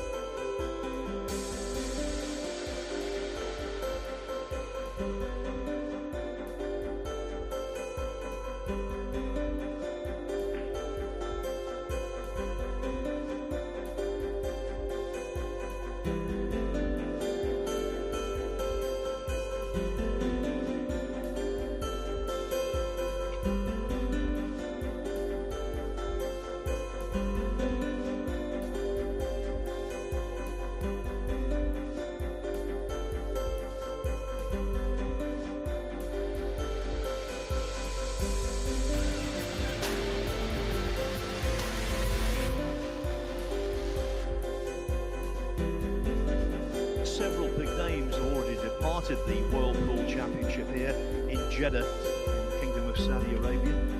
Ko Bin Yi didn't make single elimination this afternoon. What about the downfall of Joshua Filler, double world champion Albin Amshin beaten last night? What about Jan Chur being added to that list? I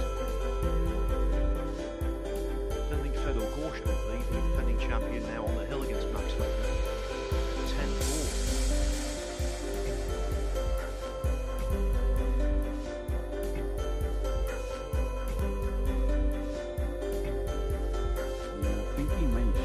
Some kind of way if he had some kind of position offered. He's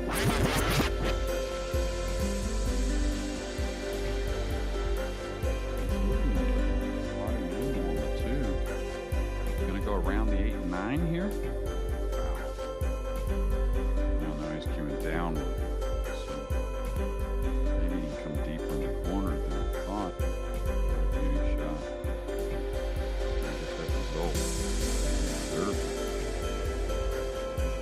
Yes, he did not anticipate 3 off the 5, but I think when you want to fall that quality and avoid the other traffic, why not give him the benefit of the doubt?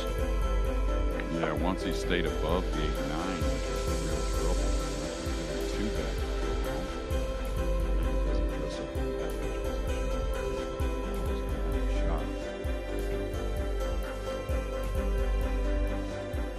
Funny 8 and 9 here, though.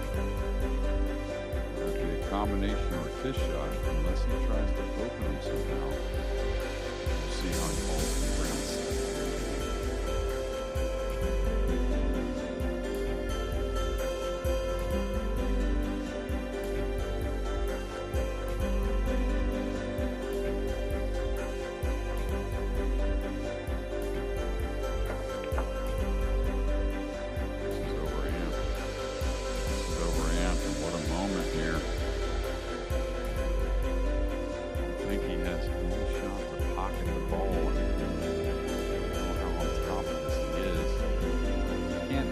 Drop below the 8-9, this could be issues.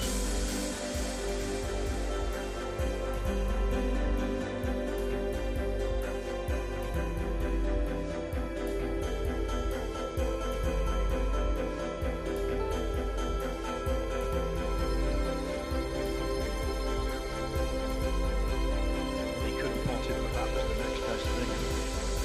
Very good indeed.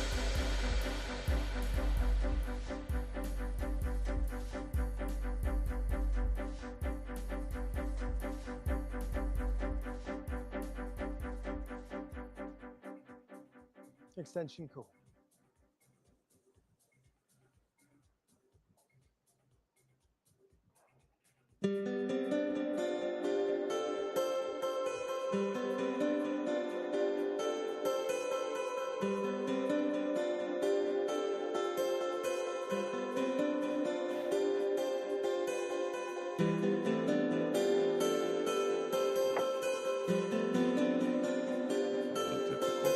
Anytime you're going close to the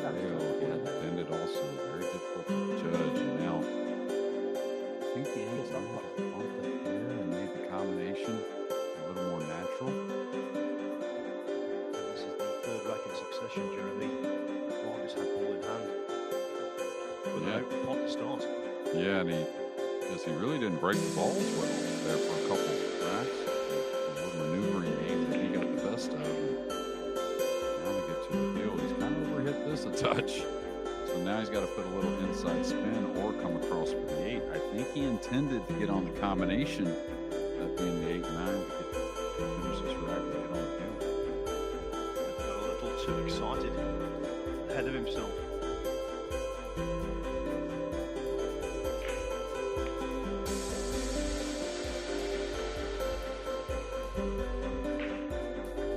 So we've been showing the Z shot all week. Probably the most famous shots ever. It's like a format for me is for 18 building.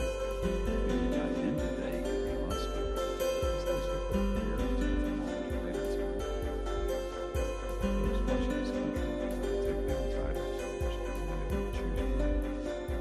Like I said, everyone's winning this match at the moment.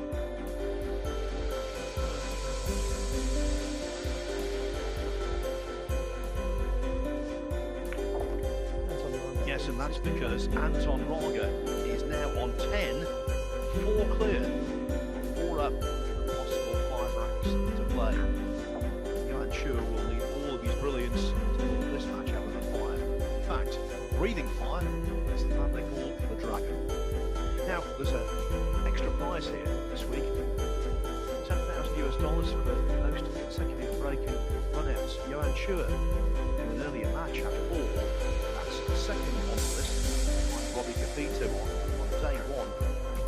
Former UK Open champion from Hong Kong put together 5 break-in run-outs on the trot.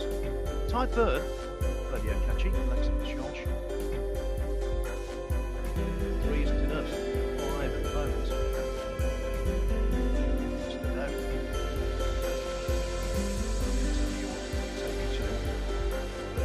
Has completed an 11th victory over Hans Lehner. He now faces Oliver Sholnocki or Mario He. By 16. Yeah, it certainly improved so much. But we will tuck underneath the 3.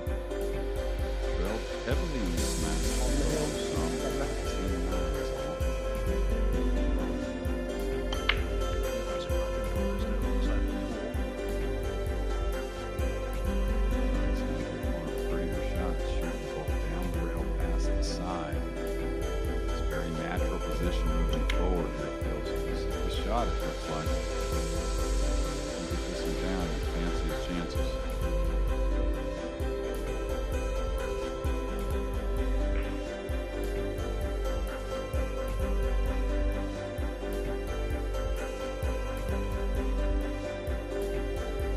Remember, Johan Schur led 5-4. Won 1 rack since.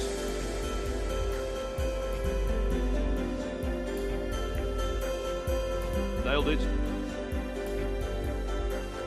He's the writing on the wall. Ronaldo to a ranking stand number 4.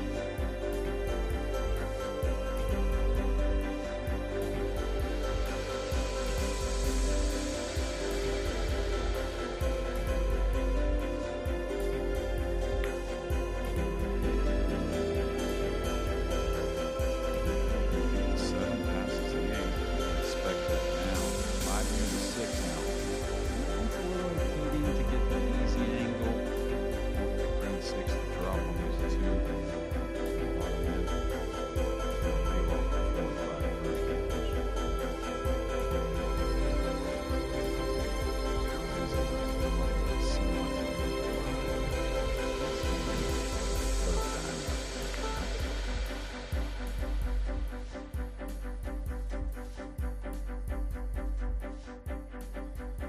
In big tournaments, because he doesn't play an awful lot of them, he has been a nearly man. Runner-up, as we talked about earlier, in the European Open a couple of years ago, twice runner-up in the China Open to 2 wonderful players, 2 former world champions actually, Extension. Wu Chia-Ching and Joshua Fuller. Is this going to be Anton Raga's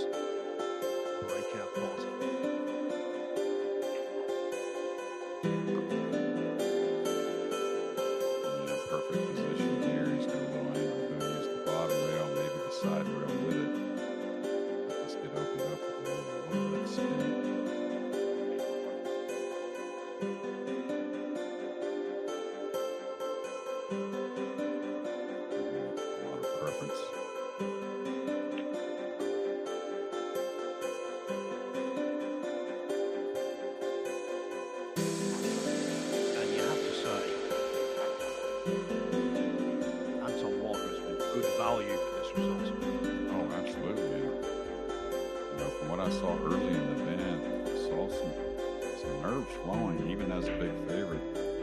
Now he seems to be just getting stronger and stronger as the matches move on. I've seen this before from him a few times. Two reels after nine. A little bit of a stretch. That's what the players do that to end the matches. Remember, 11 is the magic number. So this is passage into the last 16. On a mere alley. On the end.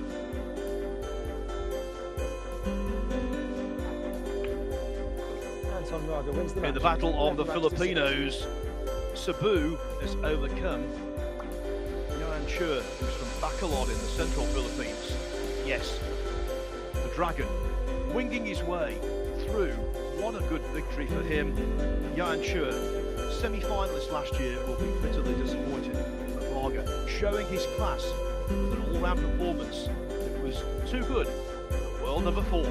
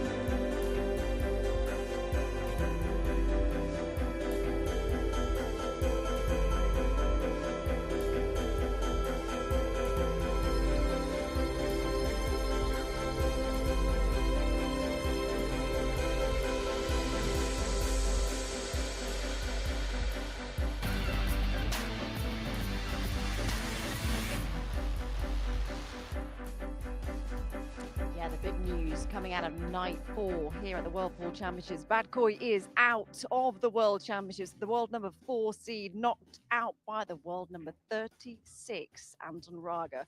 It was the battle of the Philippines, but it is Raga that is through to the last 16. Scott, come straight to you. Just talk us through those stats. What was the difference in this match? I just feel like Raga overpowered him. I mean, watching that very last game, it just looks like he's going to finish breaking runs.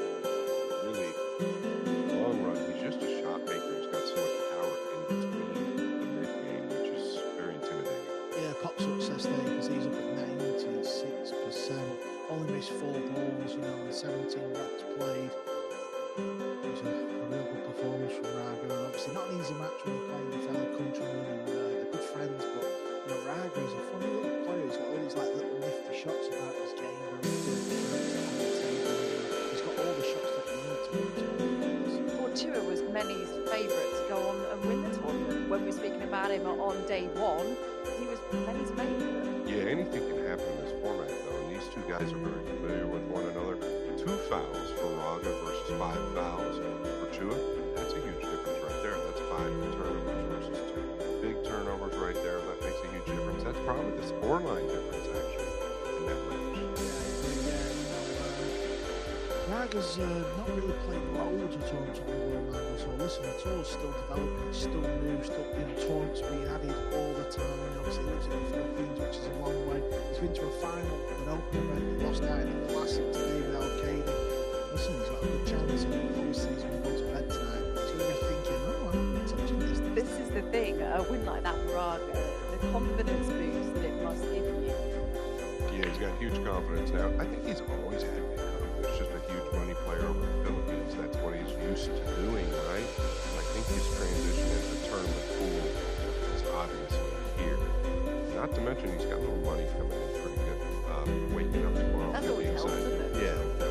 Well, it's not just that as well, you know, obviously we're talking about 250k for the win, there's a lot of the bonuses on top. $250,000 in the Philippines.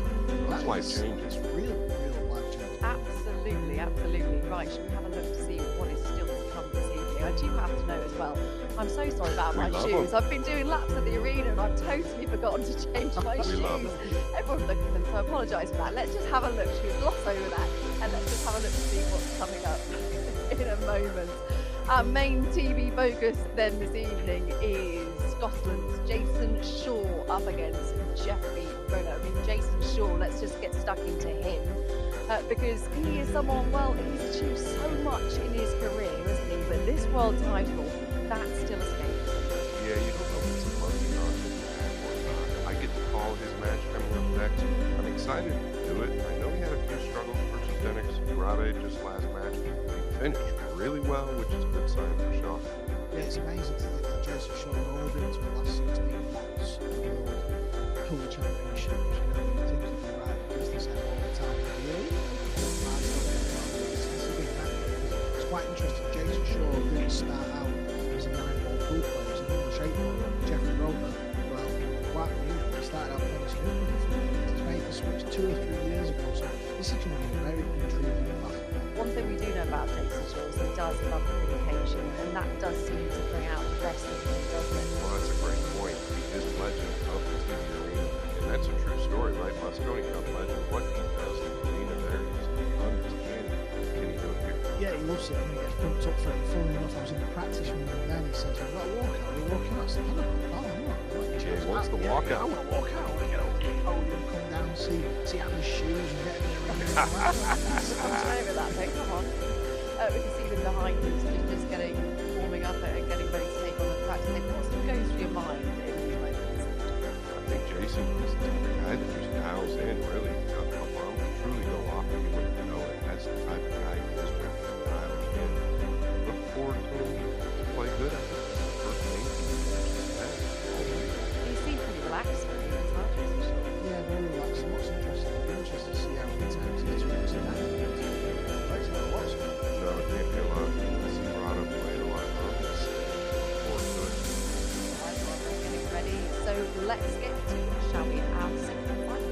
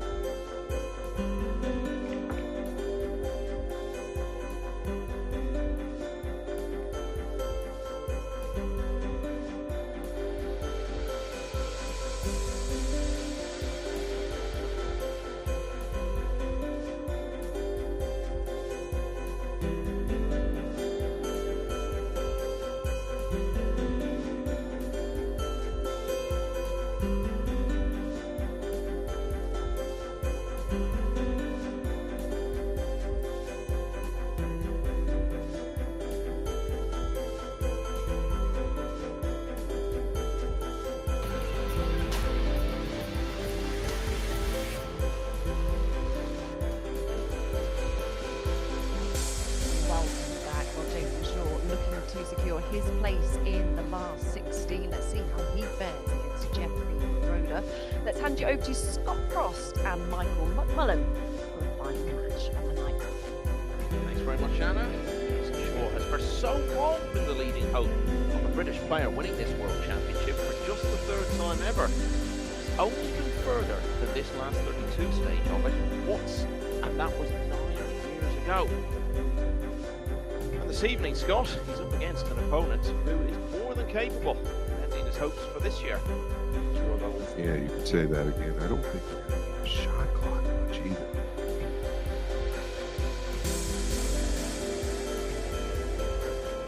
Number one, Rhoda, the 25-year-old from the Philippines, start us off. And once again, it's a race to 11 for a place in the penultimate day, the last 16.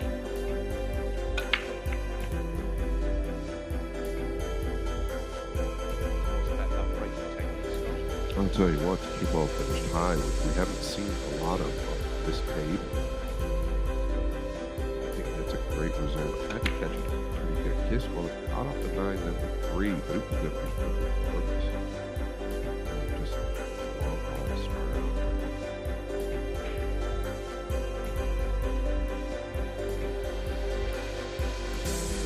Get it. Feel very good. Start.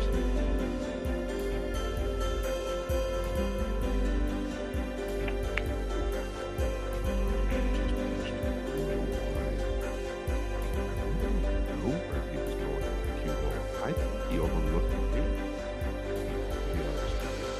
That's what the 5 is.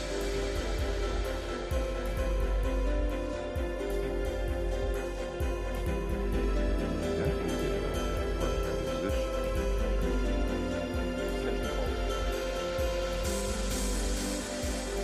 Jason Shaw, 36 years of age now, ranked number 9 in the world. Has been a good bit higher. He's a top 4 player in the past.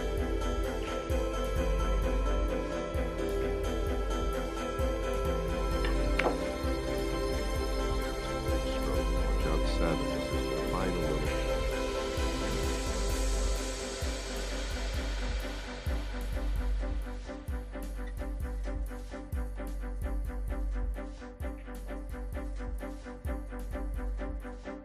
I think really if he can bury this, he's okay. Obviously work with the 8 low, but he's close to 50-50 here. The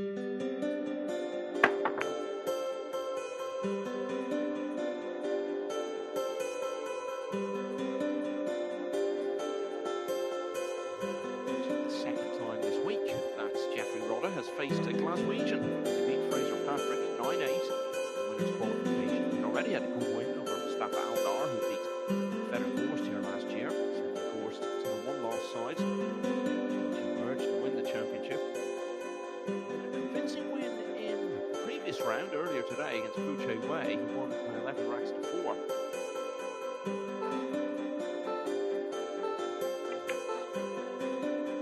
Yeah, trying to get the cue ball down here below this. Back up to 7.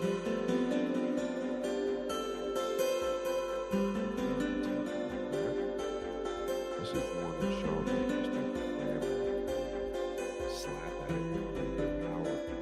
Pass. Of course, they always intend to do something.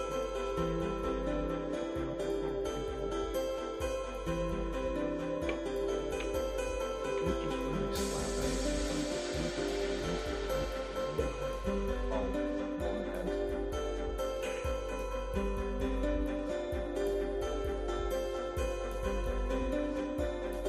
Starter shot for. He might be tell Jason Shaw here. Touchdown this season. 16 points. We've done it once. Yeah, it was once back in 2016. Got to the quarterfinals, lost to Albert Ocean. Went on to win the title. 32 has been a regular stumbling block for him. In fact, he's gone out of this league each of the last 3 years.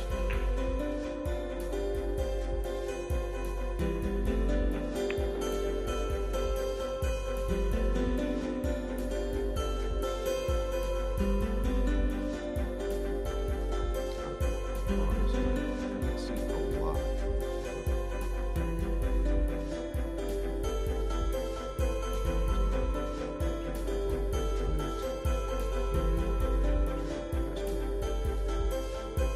That's a big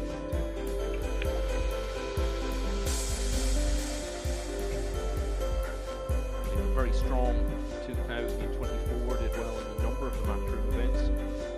He's ranked number 25 in the world. Well outside the top 100 that started last year.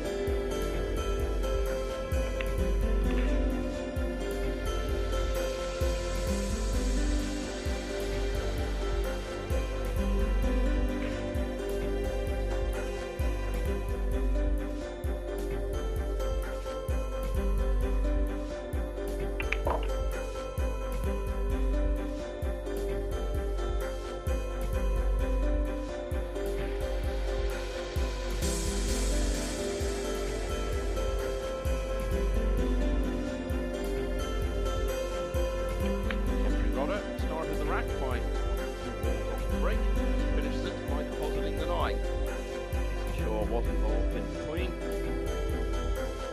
Rodder gets 1-0.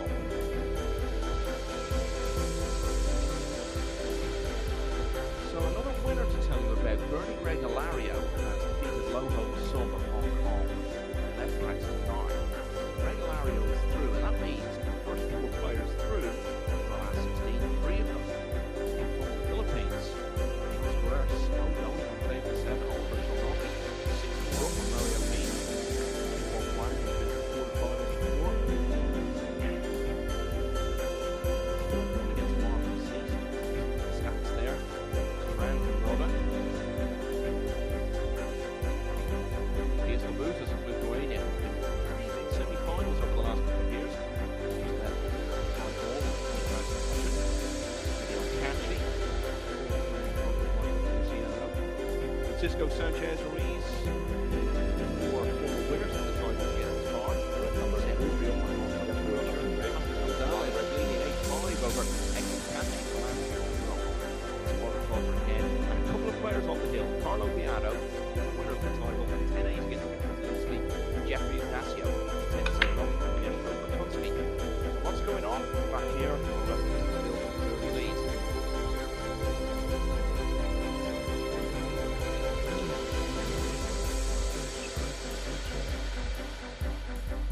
You can just chip this in, hold below the 9 for the red 3. There's just no question about the last 2 breaks. And maybe Rada did do some damage in 24, just never crossed my desk. I can't remember. I had seen it twice. Let's make this easy.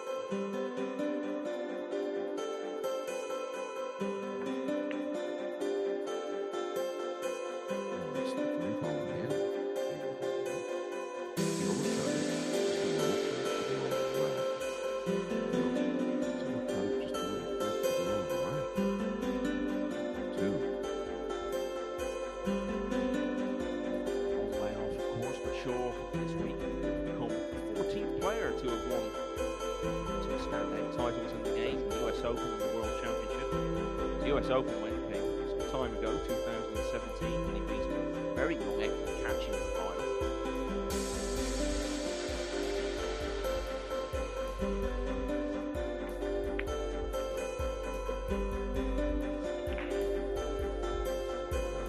Deserve to be on top of the 8 here. This could bother him a little bit because of his space. Tended to go into 6.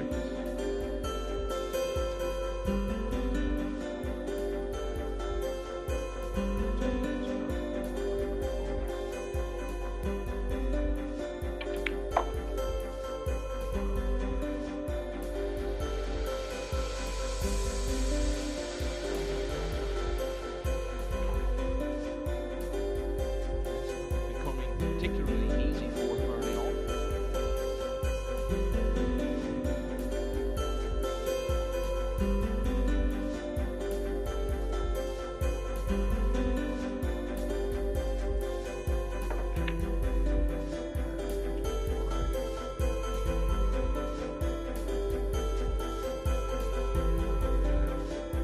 There's a sign of frustration. So easily can be. I think it's what happened to him at the UK Open, where Ron Wayne in that tournament, become the first home winner of the title, to the quarterfinals. Most of the big names were missing from the last 8 finals. Shaw was very aware of what a big opportunity it was for him to go his way right from the start against Young Sudo. Get to him mentally. Lost heavily in the end.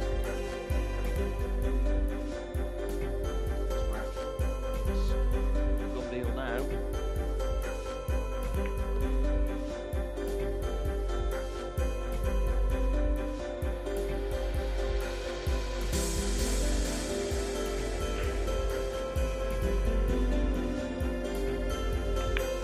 Sure enough, Jeffrey Bonner leads 2-0. Philippines players who started out 12 of them made it as far as the single elimination last 16 stage. 10 of those third in the field this week. And it's just a numbers game, isn't it, Scott? The game is so massive there, you have so many people playing. And the standard is so high that people keep raising the bar for each other. So it's no mystery why they're doing so well on such a consistent basis in these big events over the last year or two. There's probably 50, 60 of them. They're on the rail with their There are the details from Jason Shaw. Against Max Everly.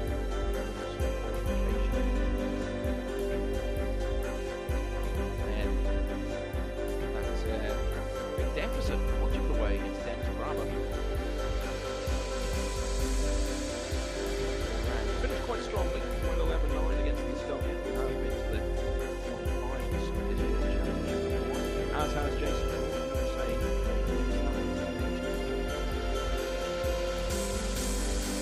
Good start then. Jeffrey Roddick. Jeffrey Roddick. Long way to go. No, 11 the target now. That's the last 16.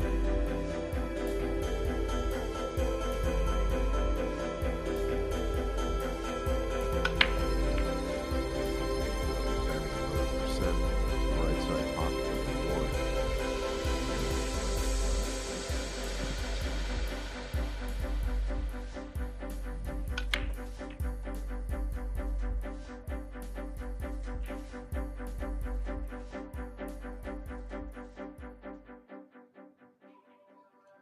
First became aware of Rodda really on the international stage towards the end of 2023. Got to the last 32 of the Hanoi Open.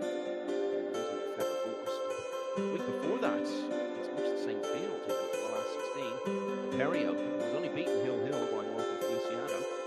He went on to reach the final.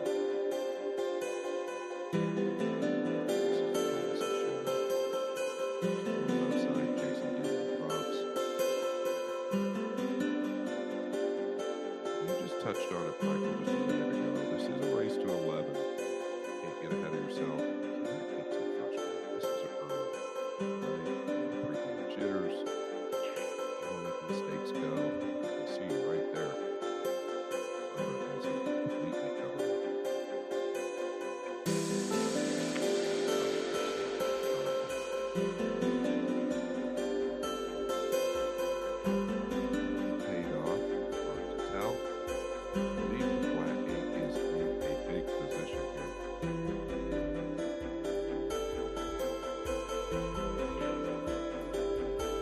Right below around first here.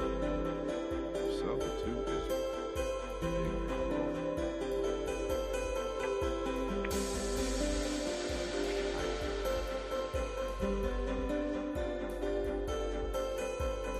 Jeffrey Ignacio of the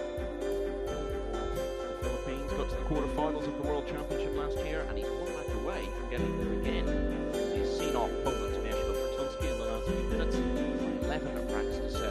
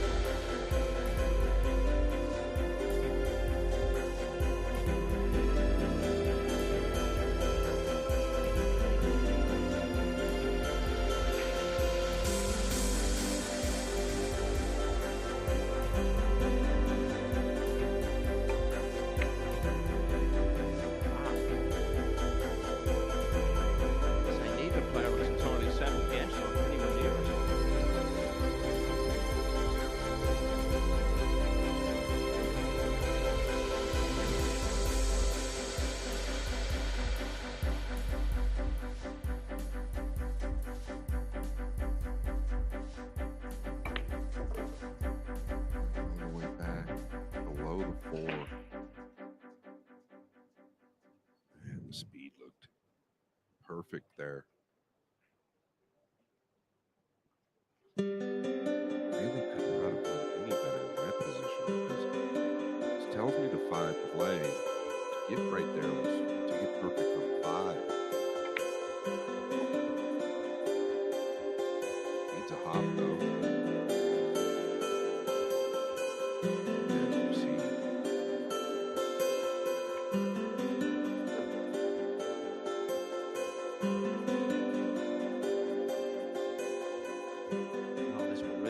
Settle into the match if he can finish the job here. This wasn't straightforward by any means when he came to the table. Back of that shot missed by Rota.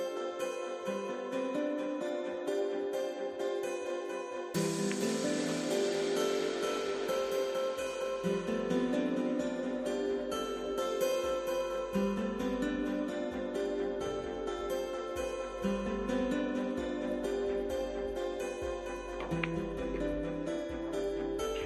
Roder won the first 2 racks of this match. He had a bit of a chance in the third. Jason Shaw has actually done really well to capitalise on Roder's miss there. Good run out, Shaw closes 2-1 behind.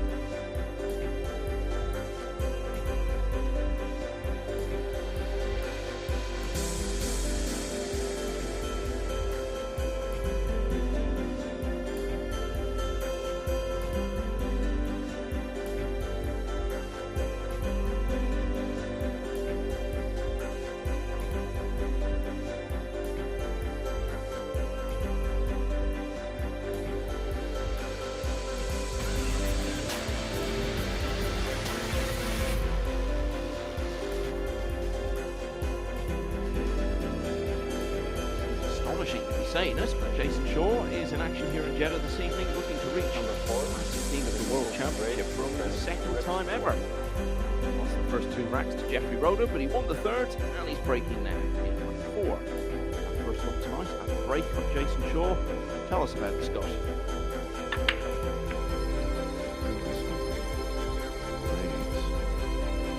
Any ball. From the left side. Maybe caught him a bit thin. Got a big kiss from the cue ball. Take another look. Yeah, that was thin. Very thin. Start the shot clock. Brutal kiss off the blue too.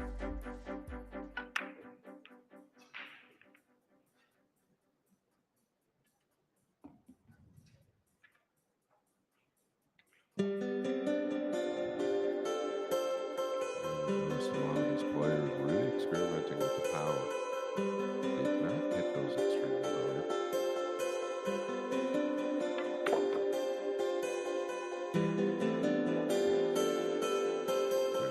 Two plays below left.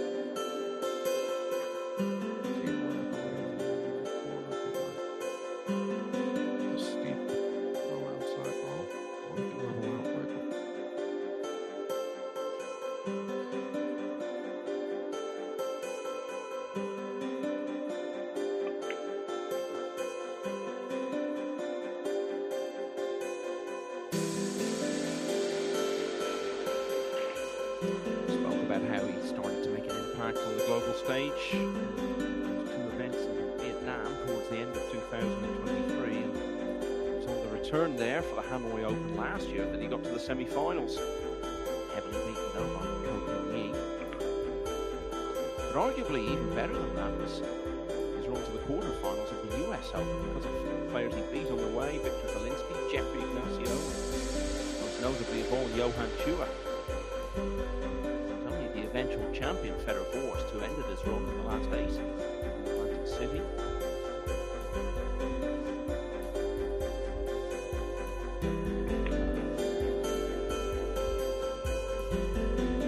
As Carl was saying at the top of the show, he's only been concentrating on 9-ball pool for a relatively short space of time, so how far he's come so quickly suggests many very good years ahead. Big titles.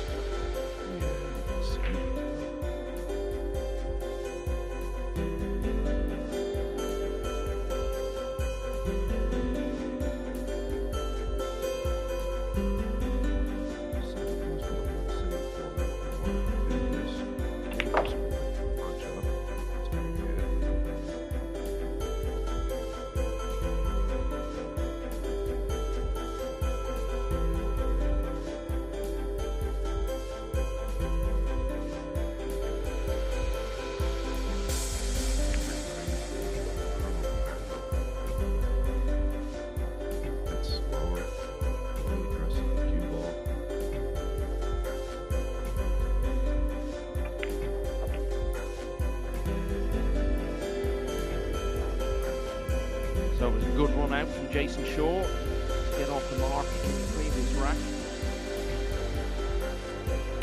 Scratched off the dry break at the start of this rack. Jeffrey Roda has done the rest, so he's 2 clear again now at 3-1. For 2.5 hours or more now on table 7. And Oliver Shalnoki has been to the semi-finals of the World Championship before, leading Mario P, but still got some way to go at 7-5. Bob Martin's got a very big lead. 7-1 over Marvin Assis. Amir Ali on the rack on all the first 3 against Ludwig Tien. 6-all between Conrad Yusushin and Pius Labudis. Eddie Okachi 6-4 up on Michael Feliciano.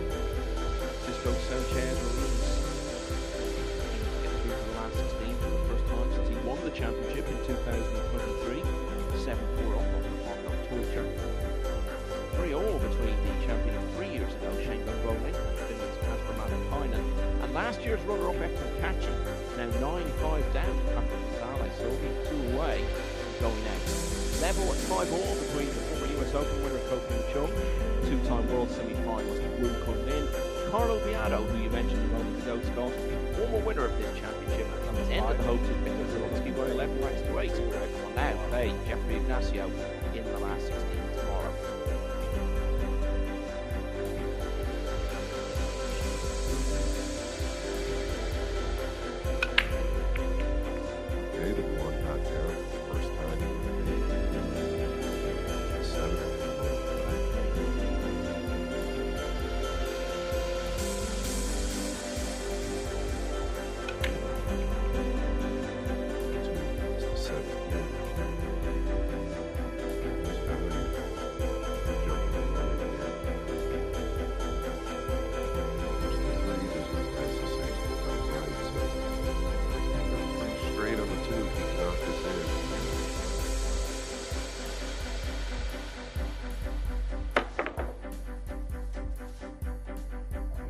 Asking a lot, got away with it. How would Shaw respond?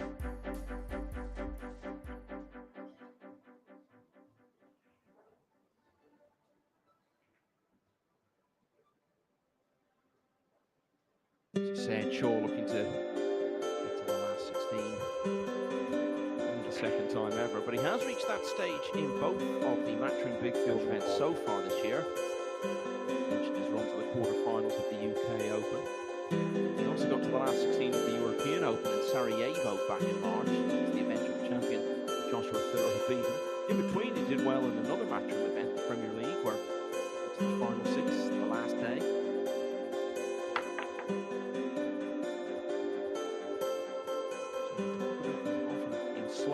started in the year, but did okay in the early big events in 2025.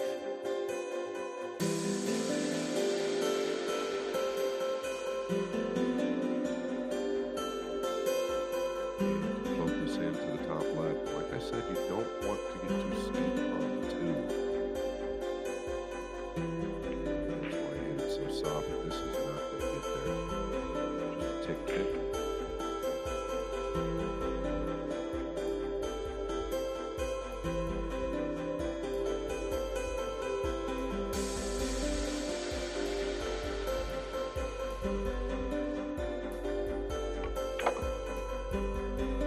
This is over good.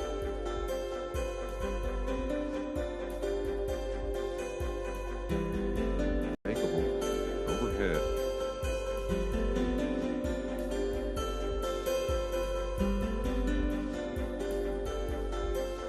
Just to keep you posted on Eki Kachi, who was 1 rack away from winning this World Championship last year. He's now 1 rack away from going out of it this year. Now 10-5 down. Patrick Gonzalez.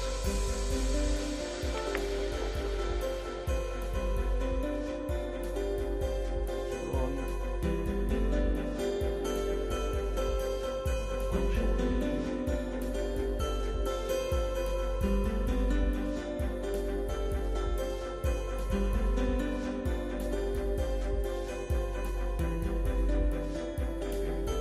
Six here. He's better on the lead with 3 out towards the middle.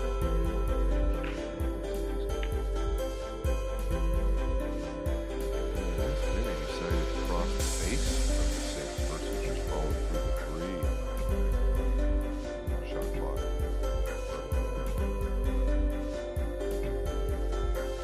Had some struggles with both sides of that 3. This is a long one. It's very heavy.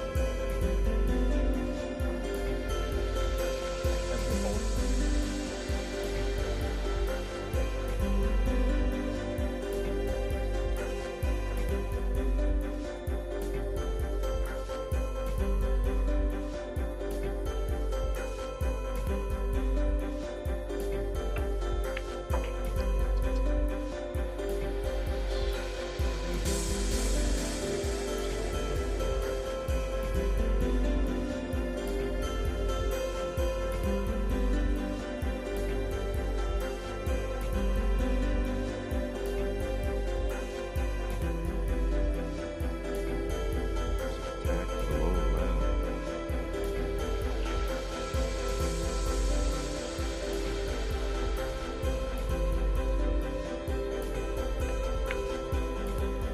This is lost. Life was tough to hold behind either of those balls.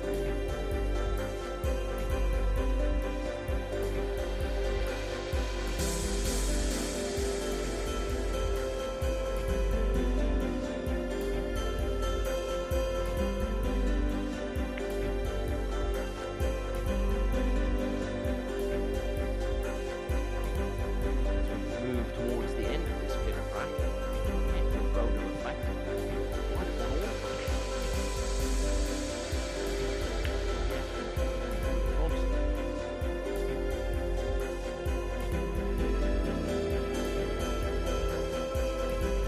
What he could have done. Now he is 3-2.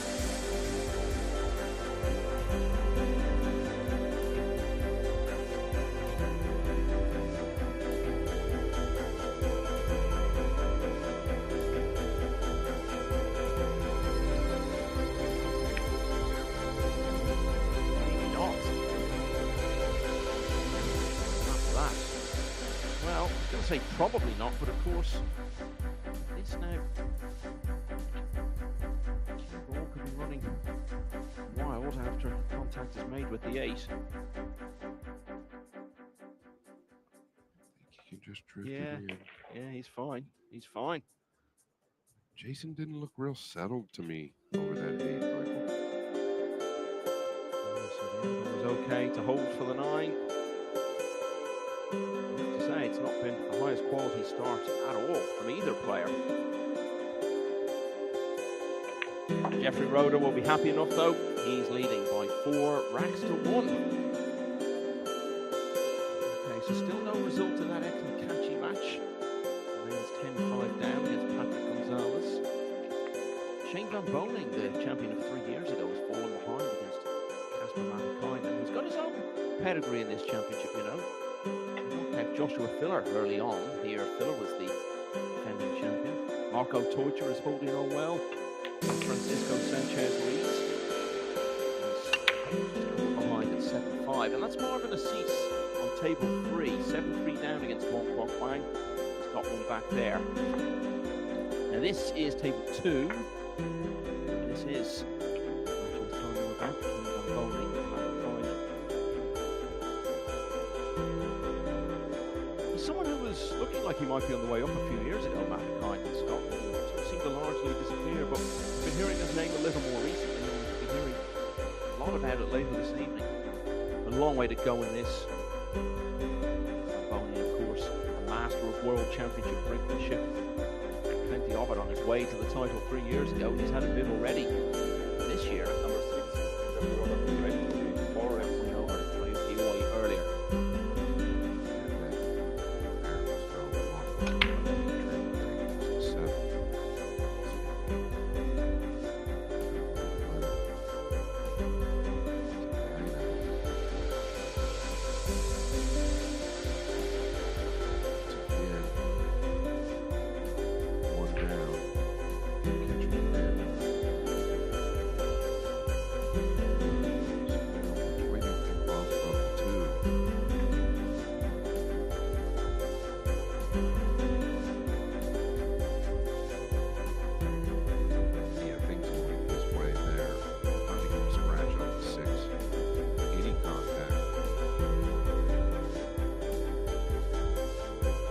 Shaw training back to his chair towards the end of the previous round. Signs weren't good at all, were they? Language. Not what you want to see if you're a Jason Shaw fan, which there are many.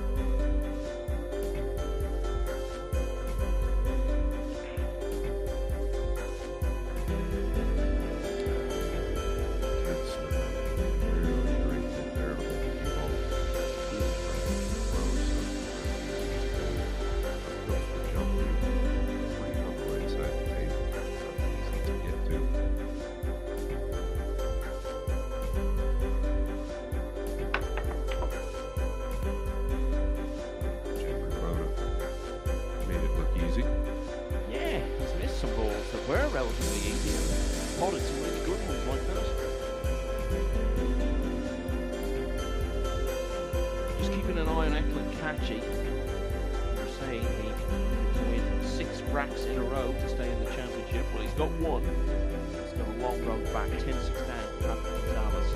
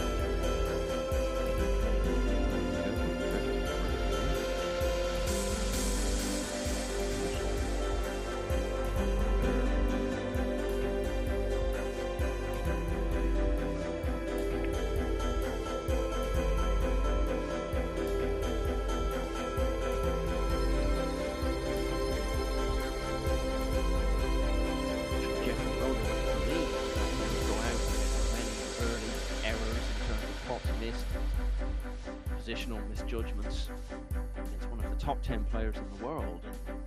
5-1 in front, but a very real possibility.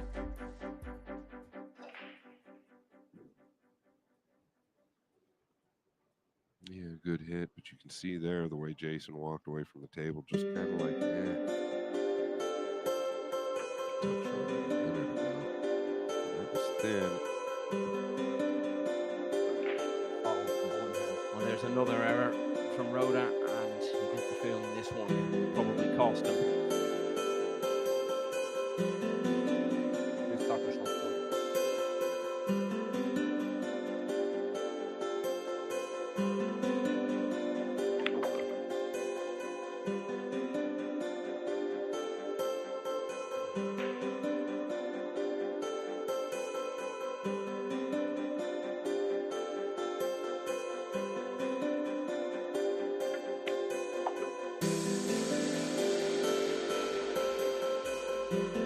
Player at their sharpest or anywhere near it so far this last 32 match.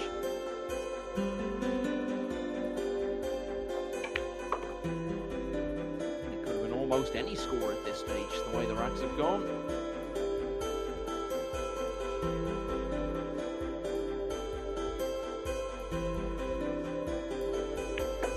This one has gone the way of Jason Shaw. Rhoda's lead is trimmed to 4 racks to 2.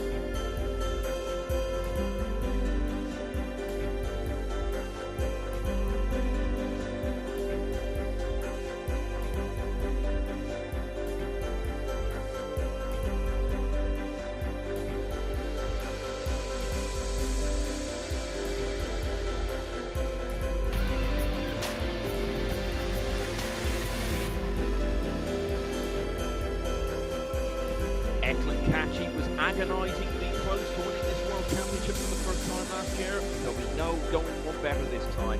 He's been beaten 11-6 by Patrick Gonzalez. He's out of the championship. That means that 7 players so far through for the last 16. 6 Philippines. Oh, it's going to be another scratch for Jason Shaw, just as it was on the previous break. This looks like a very nice position with ball in hand for Rodescott. Yeah, and just as a player myself, we always tend to look at the body language. Please start your shot clock. Kiss like that. He got a kiss off the top of the 9 up to the top left corner. Things haven't exactly gone his way, but he has played far from perfect, as you've touched on. Layout. Also touched on. Very nice. I think is playable to the lower left. Get awkward here where it's even funny going forward. Just to wrap up on Gonzalez, by the way, he'll be playing Bernie Regalario, so that'll be an all-Philippines match. Piano against Ignacio, which is all Philippines as well.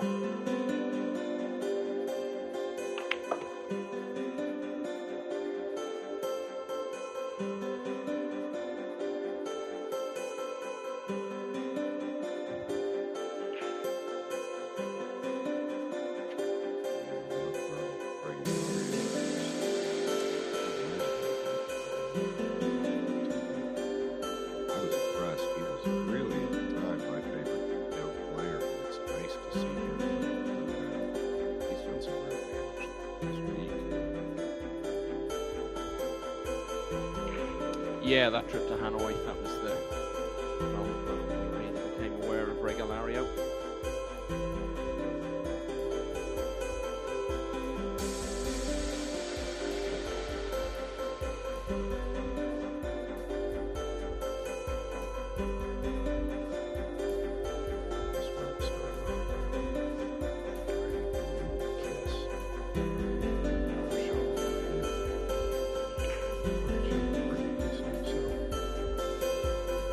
Disheartening there.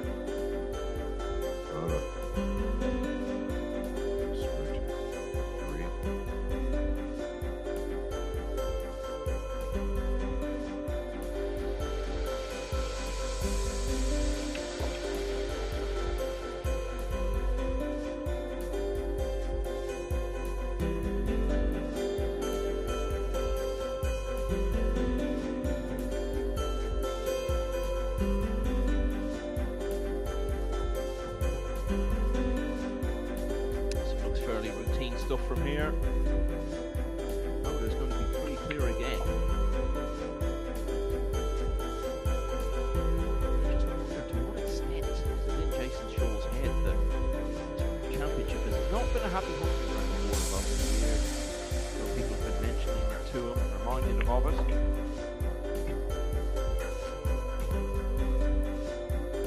As he said though, Scott, wasn't a great deal he could have done about that break.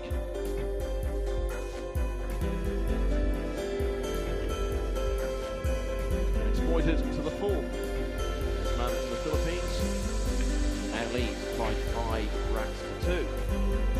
Now, a little interlude. Would you like to know how to play the perfect spin shot? Maybe Carl Boys can explain it.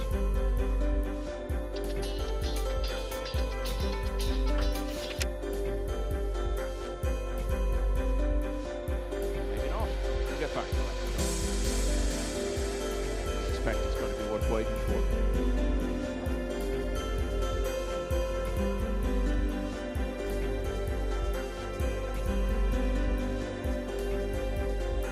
Apologies for that, we'll bring you that recording a little later. Meantime, I can tell you Wu Kunlin, 5 world semi-finalist. One behind now against Koping Chung, who is just 1 rack 13, opposed to 76. Shane Van Boning, 5 world, Casper Van Heinen.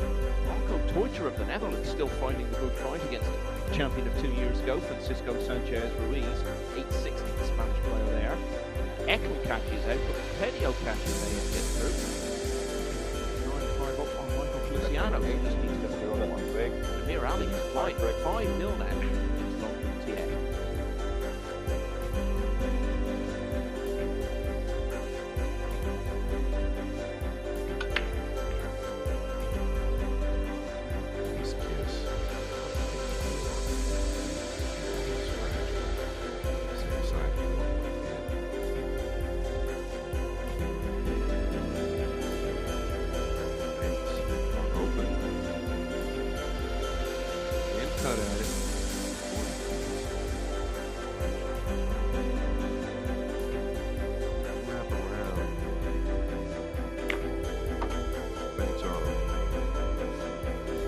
had half a dozen looks now at the break of Jeffrey Roeder, and just sum up his technique overall.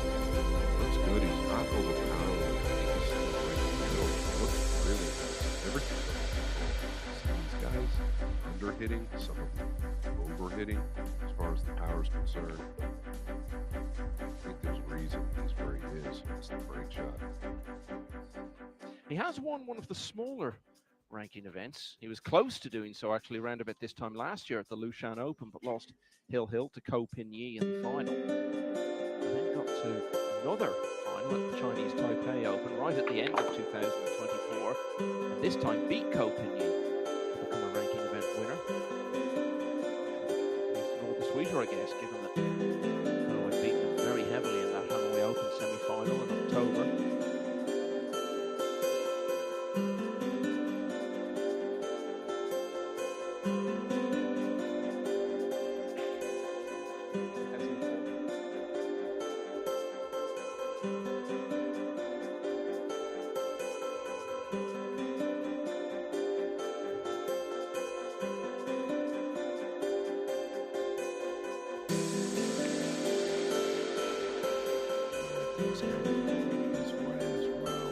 Could have easily ended up over 8 on that shot. Stopped just in time.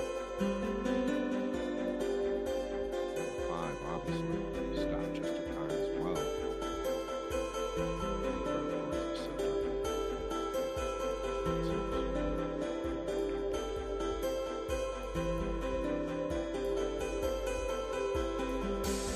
Mind getting here straight. Notice that often. Michael, you alluded to the snooker background. It's clearly a shot maker.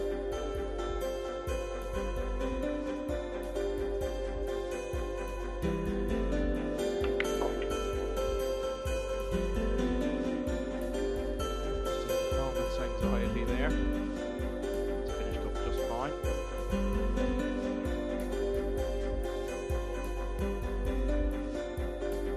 We're going to have our first break and run.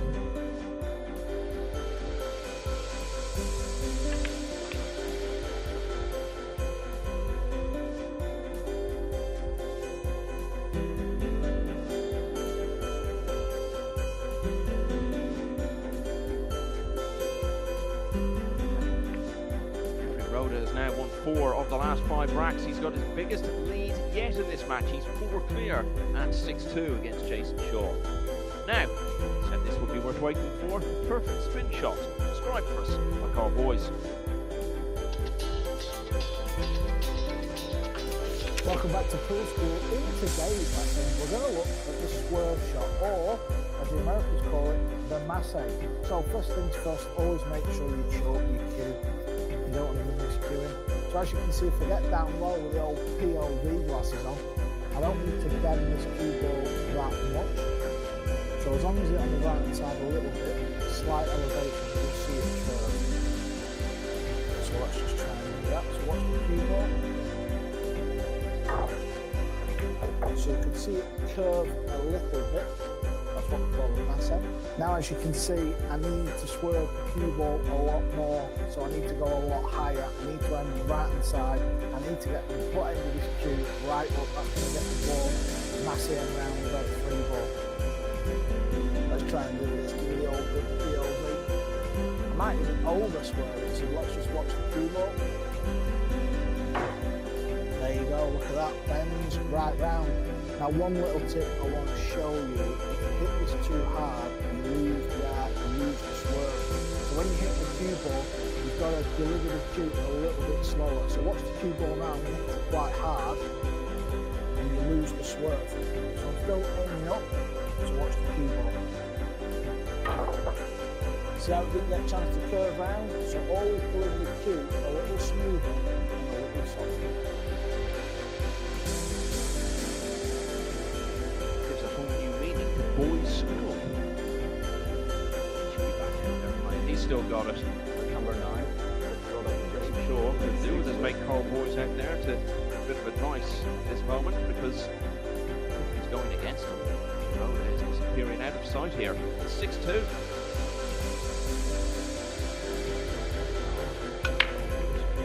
Conversation about it going back and play.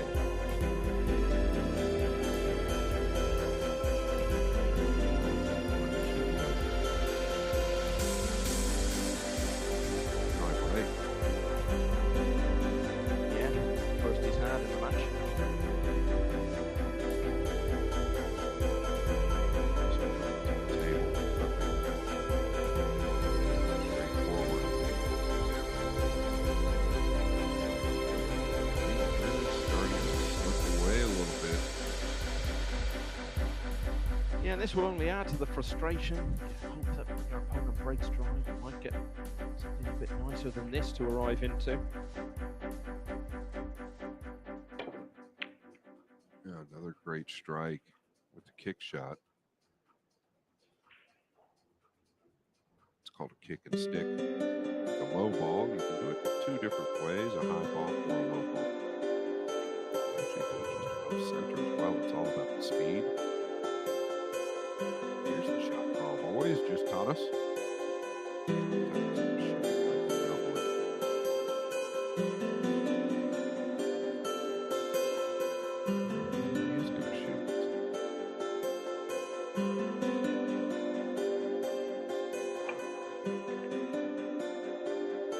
Well, it was a swerve.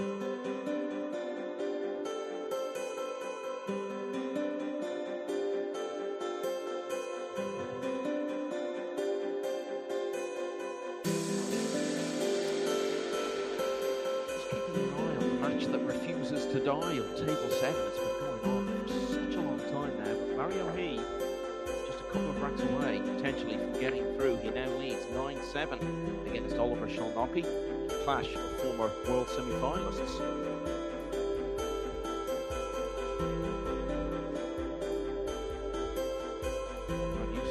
Claudio Cachi, Francisco Sanchez Ruiz, all of those players also just 2 away from them.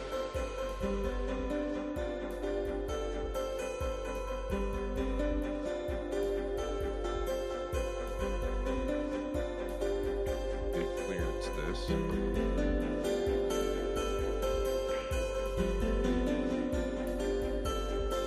Let's get all the way down here to 5-7.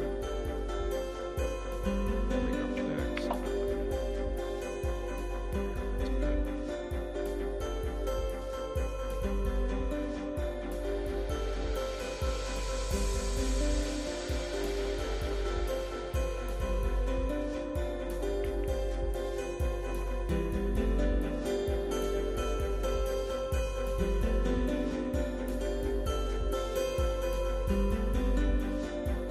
He thrives on backs to the wall scenario at times, so long as he doesn't let his head drop. It seems to have something in when you think back to the Reyes Cup, the European team were on the brink of defeat. I'd say his team, Cowboys, of course, was the captain, but Sean was very much the leading man for Europe that week.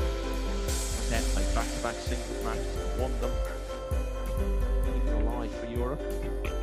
Certainly in a difficult spot here, but he's taken his chance well. Really needed to win this rack. Rode a broke drive for the first time in the match, and it ended up costing him. Shaw now 3 behind in 6-3.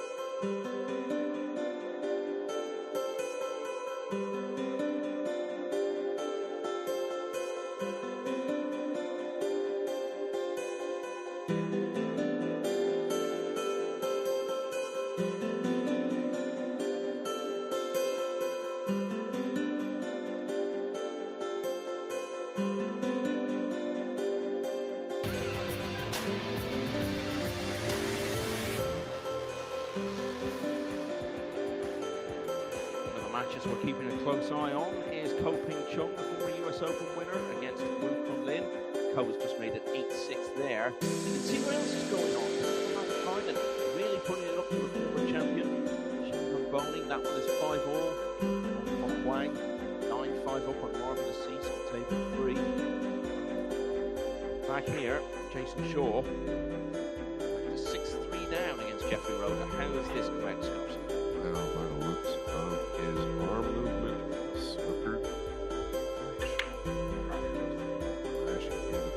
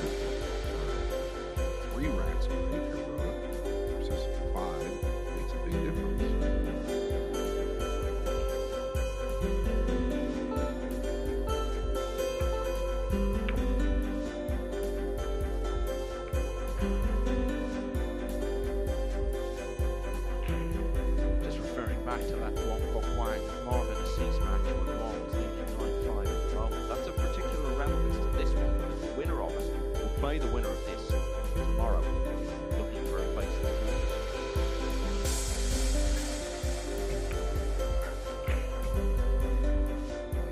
Too good hits back to back by Shaw. Good speed on the there. So I can up the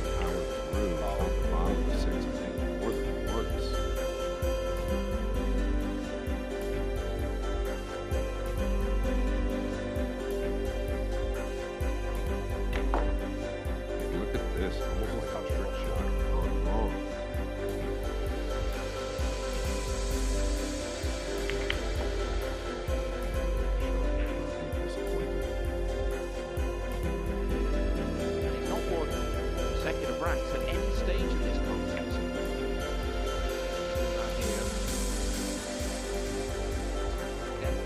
say, Scott, some way to go towards that target at the moment. It doesn't feel like a big gap at all.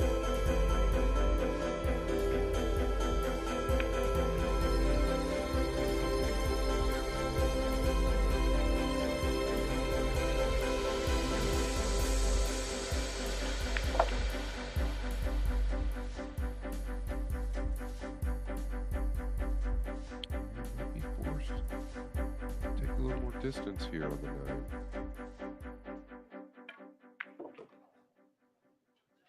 Typically,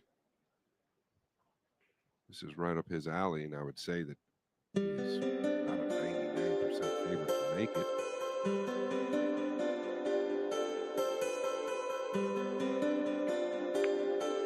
He had fallen 4 behind, and quite swiftly, really. Jason Shaw has cut that in half. It's now 6-4 to Jeffrey Roder.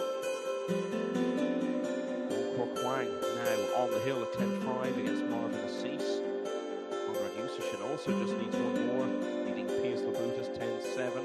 Francisco Sanchez Ruiz on the hill as well, 10-6 over Marco Torcher. So we may have a number of winners to tell you about in the next few minutes. In fact, we do have one because it's just finished on table 12. Conrad Yusichin has broken new ground into the last 16 of the World Championship after a 10-7 win over Pius Labutas of Lithuania. This is Marvin Assis on table 3. Going to win 6 in a row now. Really has a great opportunity there, just widely short. Philippines player potentially losing a match tonight. What's going on, Scott? No chance. 6 in a row. It's pretty hard to do, especially. It's the guy coming to the table. Coming to the table here is Jason Shaw. 6 versus 4. Feel better about things now. Breaking 6-4 down. Continues to get the big kiss up to the top left. Good consistency. Cue ball.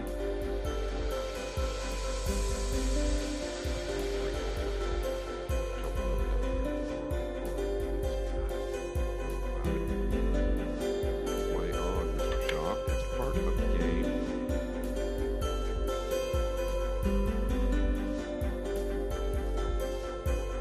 What a mess.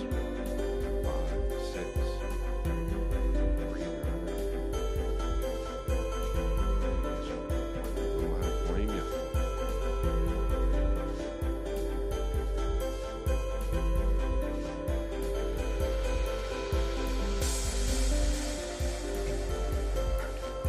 Really fitting with the inside ball here. Yeah, let's add a little. Wedge. 7 joined the party.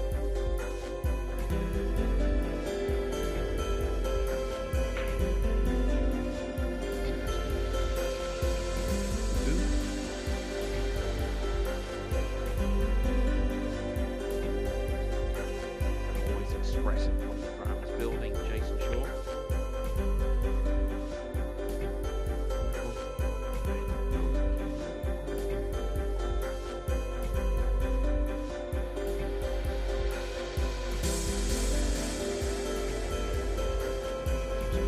Morning. Right, the table isn't sloping.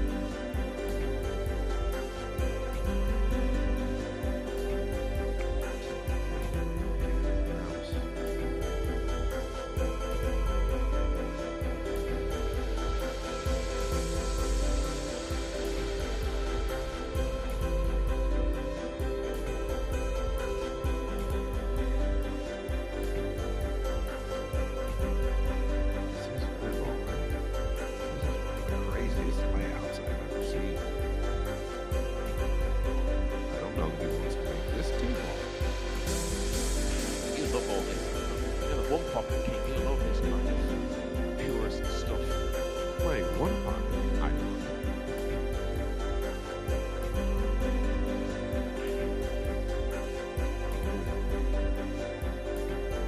Territory here. Isn't sure what the play is.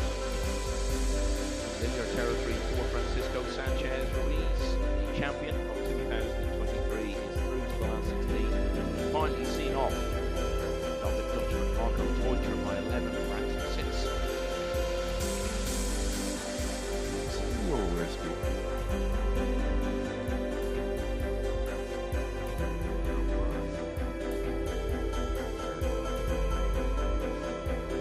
Trying to sort this out. Today, the big story going on table 2. Shane Van Bonen, former world champion, 5 for another tape as well. Now 8-5 behind against Kasper Matikainen. That would be a huge story if Matikainen was to win that. As I said, he beat Joshua Filler when he was reigning world champion 6 years ago now. Yeah, gonna try and tuck Jason right back where he was. That corner seems big.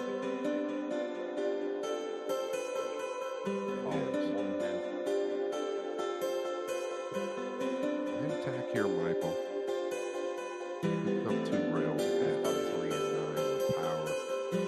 Jason can train for the foul. You could put the cue ball just left of where the 5 is at. Definitely attack, but he doesn't like the 5, 6, and 7 leg.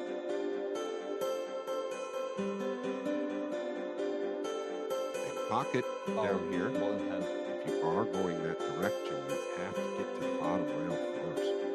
Otherwise, it's sideways.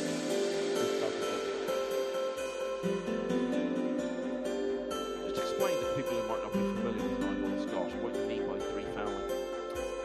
Yes, and 3 consecutive fouls, meaning he was on 1, and if Jason gets a snooker there, he could have potentially been on 2, Jeffrey Rada. Now Rada gonna try and do that. If you get 3 in a row, meaning you don't connect with 2 legally, it's a loss of game. This is just wild to me, the way these balls have finished. His rack could end up lasting longer than that Shalnocky heat match that's still going on.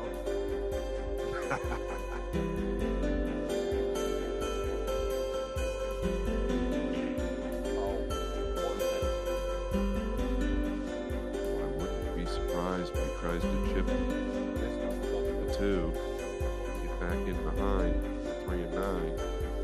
Doesn't want to leave the 2 over the side.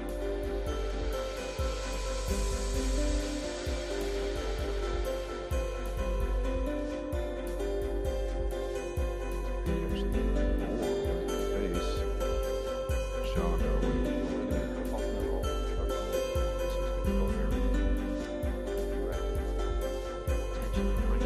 Foul scenario we talked about into play. Choice to take this. Call the 5 first. Yeah, clearly. Wild situation. Michael now on 2. No, that was the 3rd. Wow. Yeah.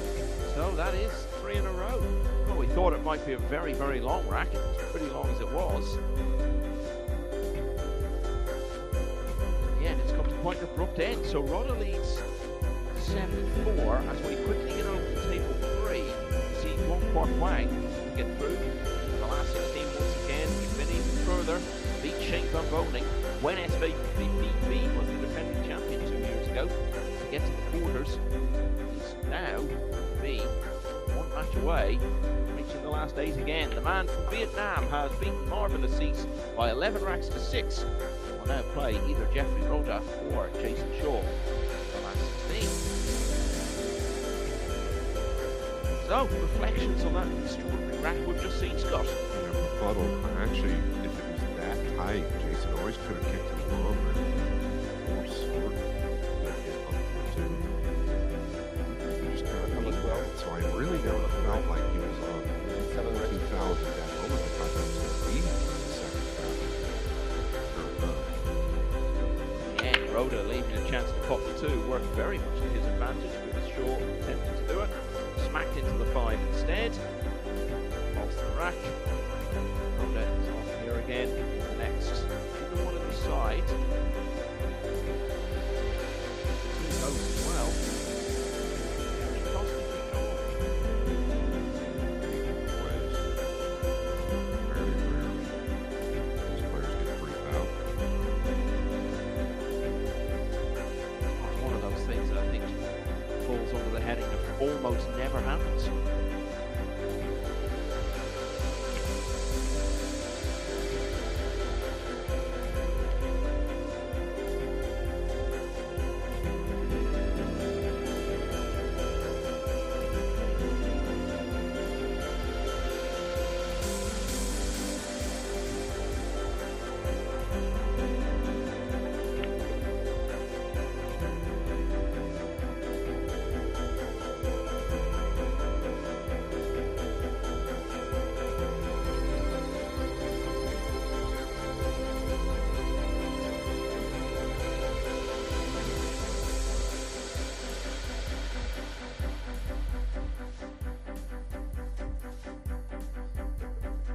one break and run so far in this match. It was achieved by Jeffrey Rhoda in rack 8.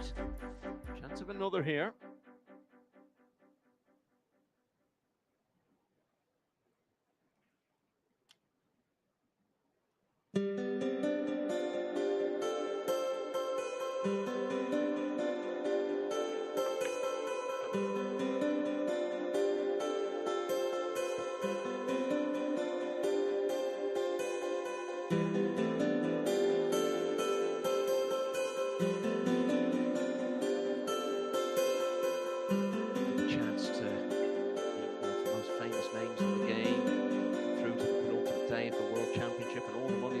That's everything that Jeffrey Rhoda will have to deal with. He gets a bit closer to the line here.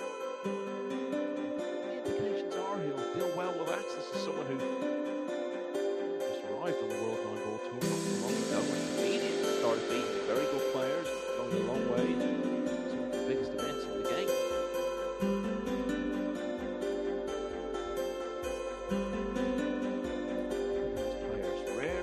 Phased or scared by anything, the enormity of what they might be about to achieve.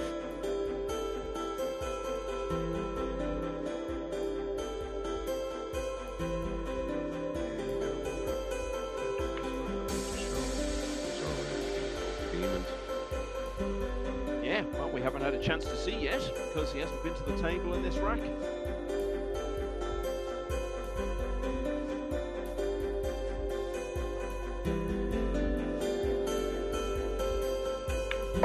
Rhoda has run it out. He's 4 clear once again at 8-4. He just needs 3 more.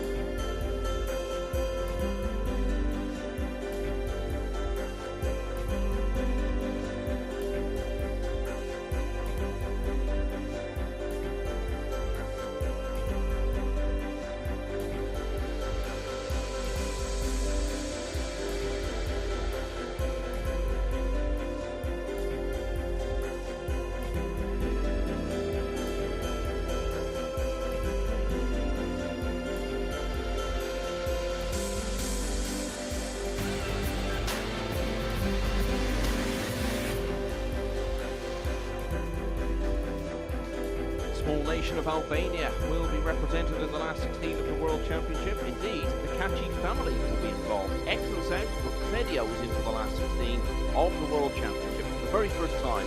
Meeting Michael Feliciano of the Philippines by 11 ranks to 7.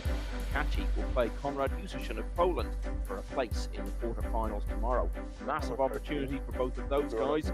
News on Shane Van Boening. He's got a couple back. He's only one behind now against Kasper Matikainen at 8-7 back here on the main table. Jeffrey Roda has won both of the last two. He now leads Jason Shaw 8-4 and is 3 away from making it through to tomorrow.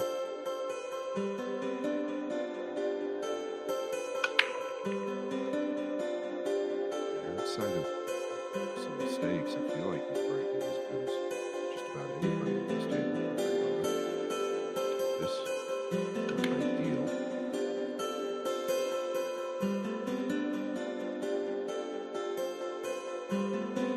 An extraordinary match going on. Table 7, Mario He, 9-8 up on Oliver Sholnocki. By my reckoning, that's getting pretty close to 4 hours. That is correct.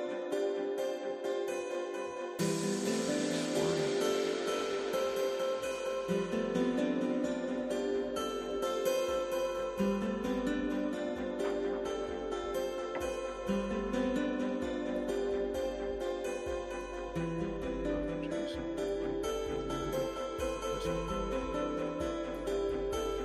this out.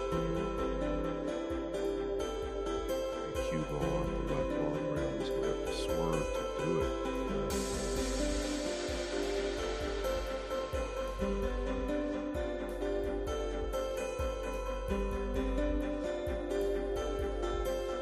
Just seems kind of like it's long. We've talked about it since the beginning, Michael. How much is his previous finishes in this event so effective as a back to line? Balls go.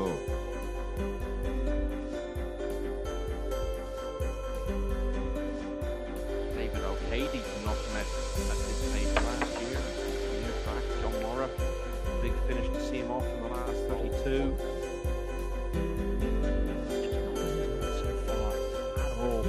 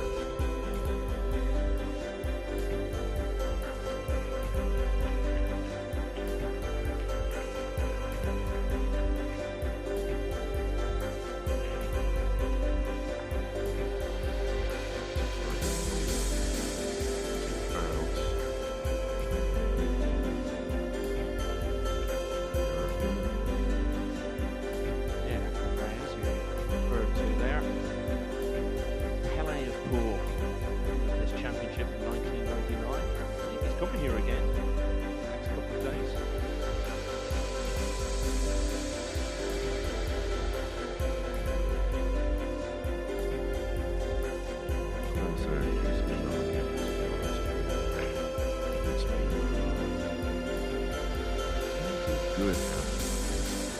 Good hit. Maybe get away with it. He's covered down here. Right?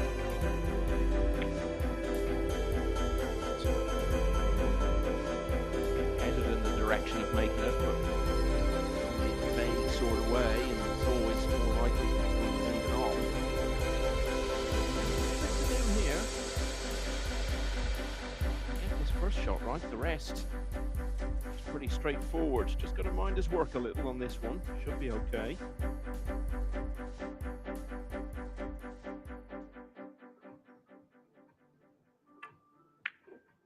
Oh, but he isn't.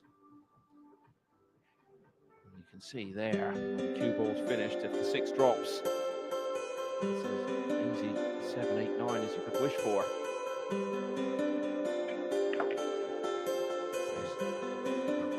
Really heavy there, surprising. Actually, a little firm too. Just a little less speed. 6 balls. No question. 7, 8, 9%. Does. Oh yeah, an essential time for him. Rhoda had won this rack. Would have been only 2 away, and Shaw still a long, long way behind. Okay, so a late twist. Miss on the 6. Rhoda gave Shaw the reprieve. He's taken full advantage, closing to 8-5. Wu Kunlin has been to the semi-finals of the World Championship twice. He's just drawn level with Ko Ping Chung at 8-all. No change in the Shane Van Boening match. He's still 1 behind against Kasper Matikainen. That's 8-7. Amir Ali of Iraq, 3 away from getting through, leading Long Duc Tien, who beat Shane Van Boening, sent to the one-lot side earlier in the week. 8-2. And Mario Heath finally on the hill now. 10-8 against Oliver Sholnocki. That applause we heard, I'm sensing that was for that match, because that looked like an epic 18th rack. Yeah, I believe so. You come through all that, and then it's like, right, what's next? You got to play the defending champion tomorrow.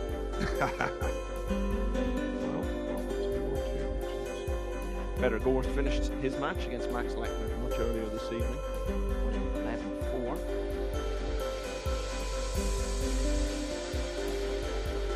Four past winners of the title made it to this round. Gorst is through, Sanchez Ruiz is through, Beato's through.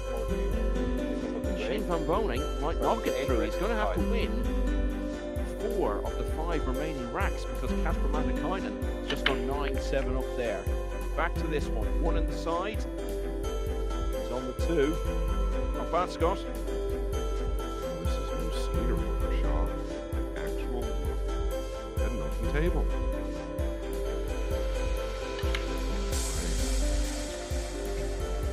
How you want to hit him? Flush into the 9 this time, not off the top side of it. So he made some type of adjustment. Touching on Shaw. Excuse me, touching on SPP. 7 versus Floyd. Continue to work like that. Get range. Sooner or later, one of these great players take it down. Hit meet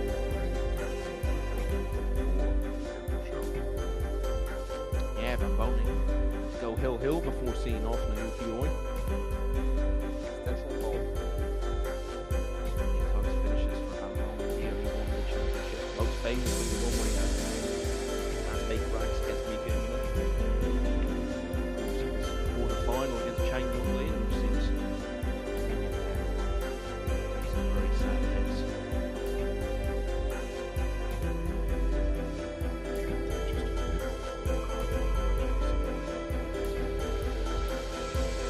Struggle buses. That'll make him feel a little bit better. Great recovery.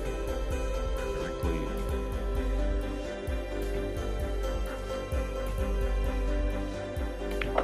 Short side on 7 there to roll right. It's okay.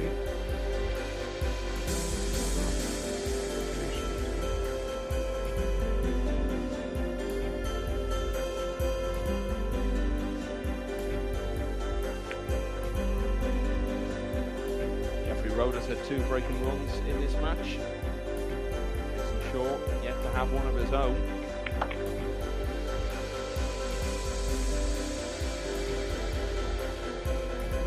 Still a bit awkward. I mean, he is obviously ahead of pace.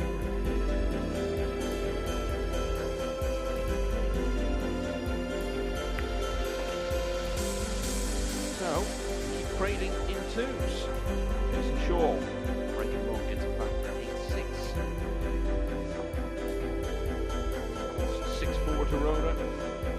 Pulled away to 8-4. Shaw with a couple of throw on his own. Okay, so we'll get back to that in a moment. Now, let's look in here on Shane Lambonin, 2022 World Champion. Another battle here against Kasper Matikainen. He needs 8 and 9 to get back to 1 behind. And he's going to look on the 9. That ball just continues to roll. Thought he was going to come much shorter. Something similar to what Shaw just had. An inside cue ball on it. Checked it up off the top rail.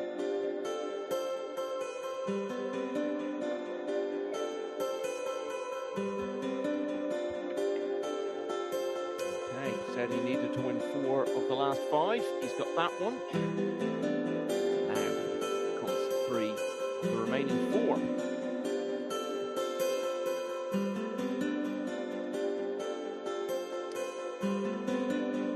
Number 15. The last time This is Shaw break. was within 8 breaks single to rack. 6. It's all the way back at 2-1. He's got a chance here. Oh, what's the 9? No, not quite going to happen. But it's okay. And, could still be a quick finish here. Yeah, he's drawn off the top of the 9 again. You see the cue ball go up towards the top left corner. That's bit him a couple of times. I just said, hey, if you can bury the 2, there's a possible 5 round finish.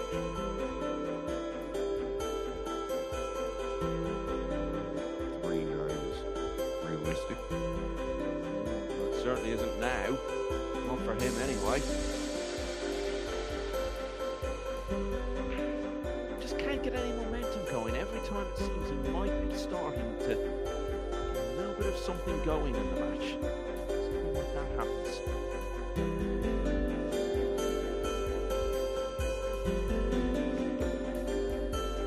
Okay, so 3-9. 5-9 position.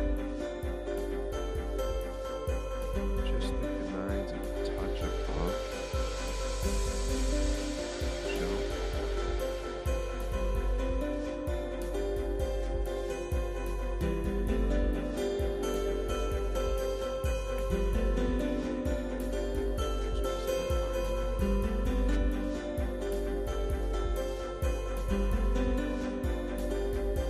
They go on and on and on table 7. Oliver Cholnocki has won rack 19.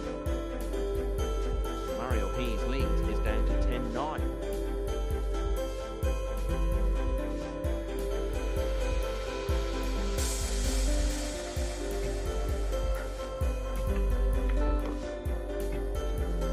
Long combination.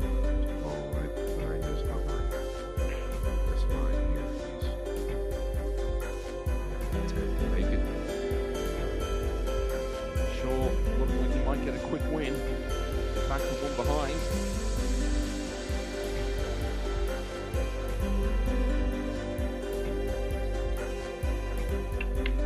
Instead, the difference between them is back up to 3, and Jeffrey Rhoda only needs a couple more now to make it into the last 16. It's 9-6.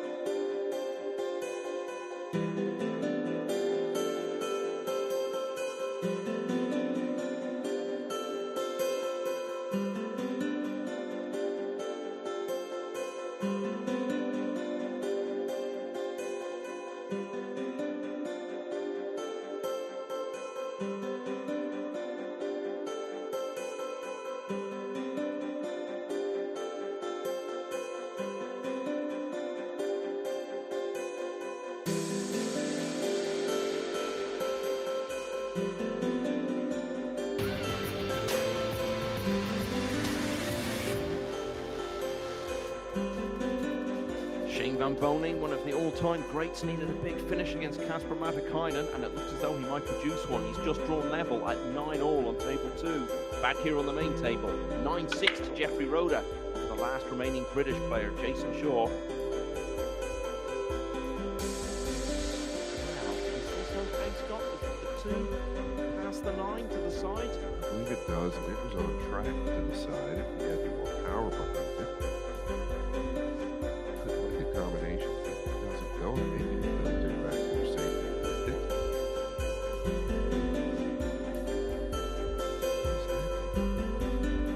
Two plays.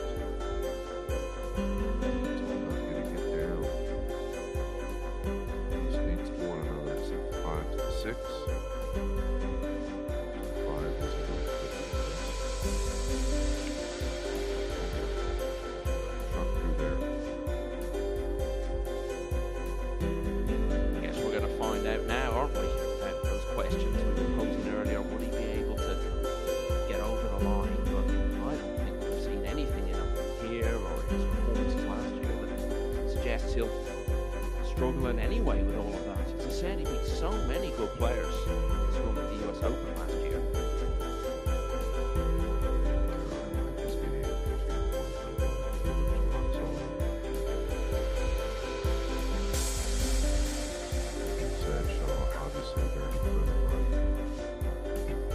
Mistakes, he'll be the first to admit it. Yeah.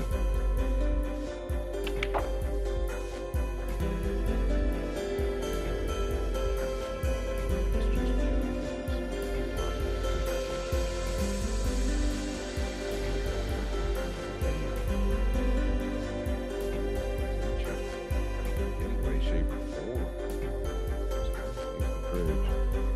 Even then. Background.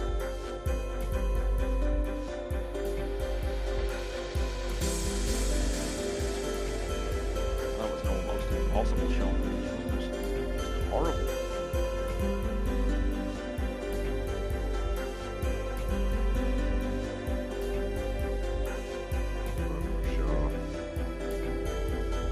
The tip almost slid off the cue ball. He just couldn't get a grip of it at all. It's so hard to do.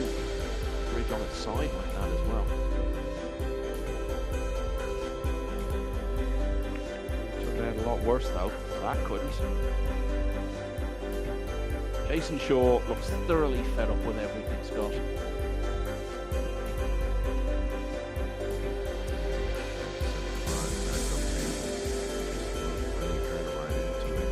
See there, the replay, this spin took right away. The table obviously didn't go out for play. Off into a sort of outward bend take. Right away.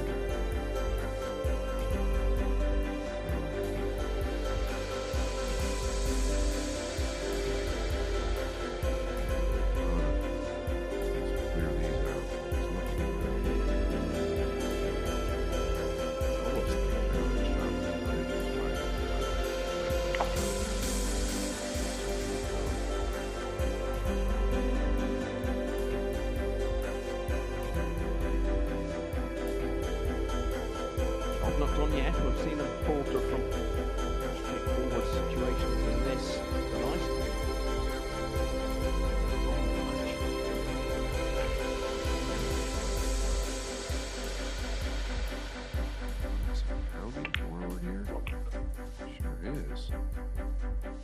Very reminiscent of Black Tiger, Carlo Beato. He loves to play the shot this way. Felt like he could just take a little more distance and have an even better angle than he's got now. But he is closer to the 7, so a little bit easier to manage.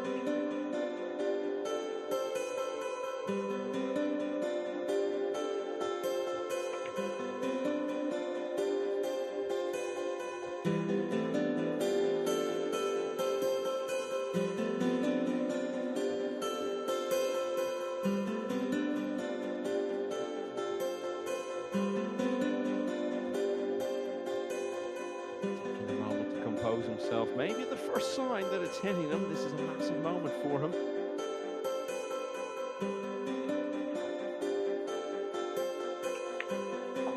I'm relieved to see that 8-ball down.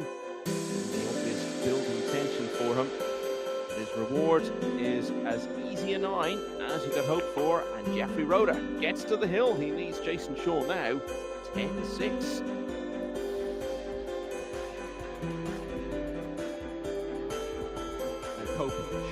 Has just levelled with Wu Kun Lin, 9-all, still 9-all as well between Shane Van Boning and Kasper Matikainen.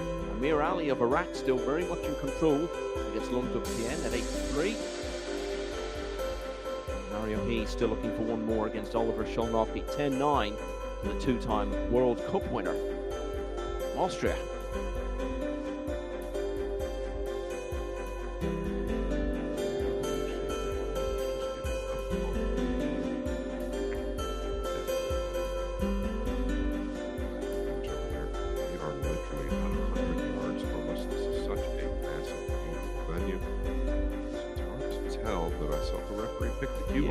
I think he's got ball in hand, and I think he's on the 6th ball. He's shooting at that.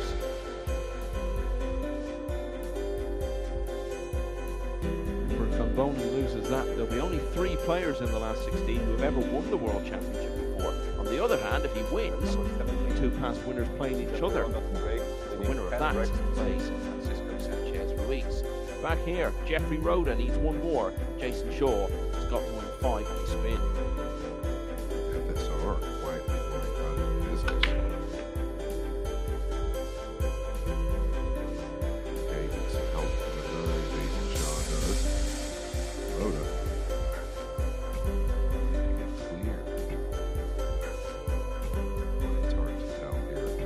Overhead tells me you can get at least the mid part of the 2-ball wish. Side, that's the case. That's a very consistent north to the side.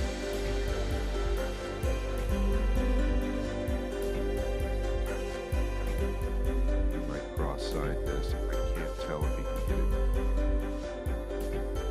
directly into the white middle.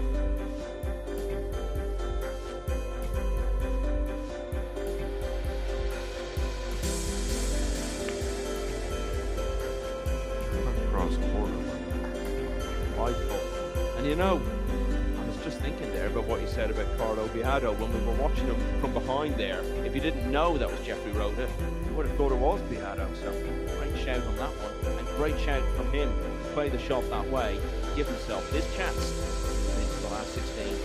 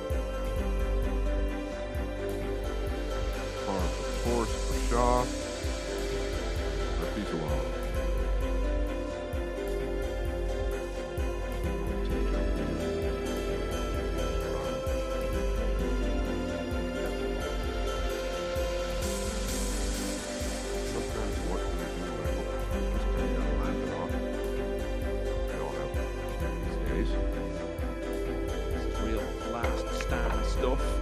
Okay, so is that going to be a temporary resistance? Beginning the famous run of 5 in a row. What Shaw now needs to stay in this year's World Championship.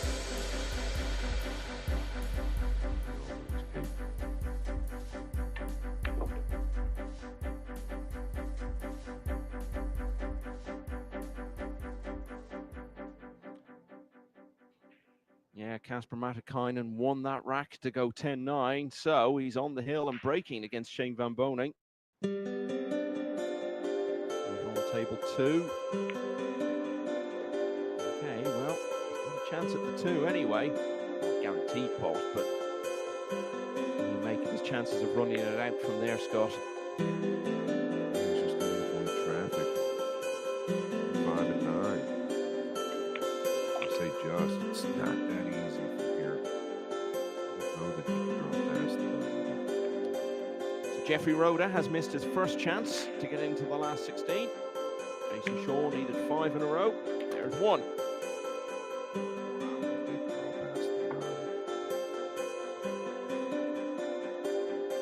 Still got work to do to get on the big 4.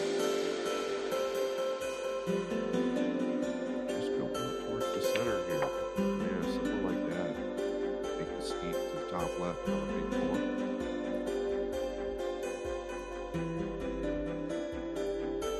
Matikainen hoping to be the second man this week to beat Shane Van Boening.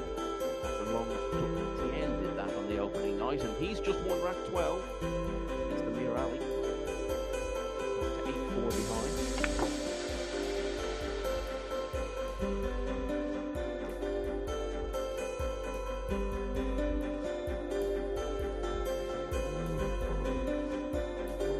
Back in. Quick acceleration. Got this one, Michael.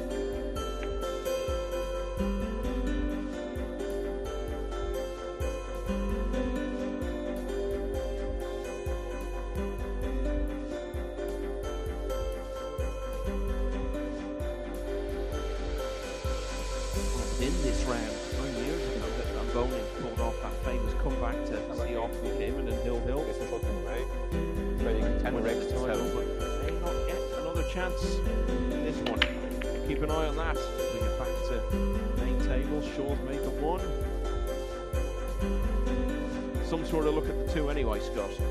Yeah, curious position. 3 plays in the second quarter. He's getting some heavy kisses. Playing. Break. Look at this.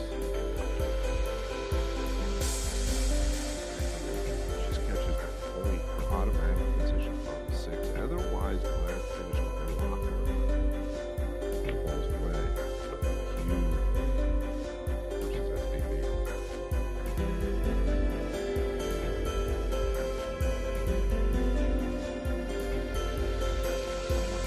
Tradition in the game. No one more so than me, Kevin, at the spoke about a moment ago.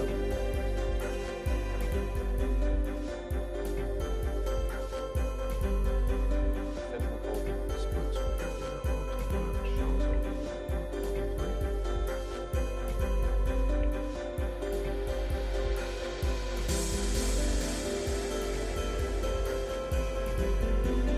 Safety as well, I believe.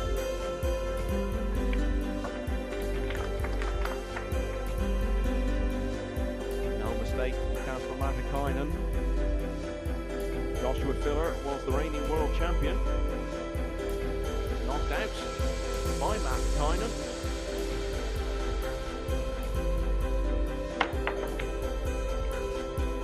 Now it's another massive win for the Finn. A roar of delight from Kasper Matikainen. He has defeated Shane Van Boening by 11 racks to 9. There were 4 Americans left in the championship this morning. The only one surviving now, the man who won it last year, Petter Gorst. Matikainen will go through to face 2023 champion now, Francisco Sanchez Ruiz. Back here, Shaw still battling for his world championship future. He needs a bit of fortune here with the 3. And he's not had it.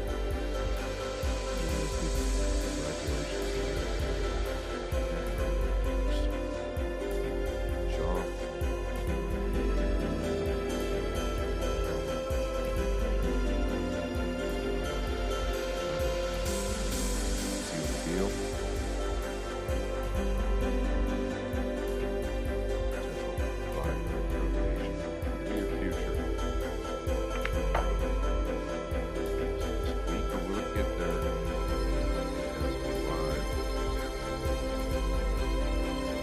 And wouldn't you know it, Oliver Shalnocki has won rack 20.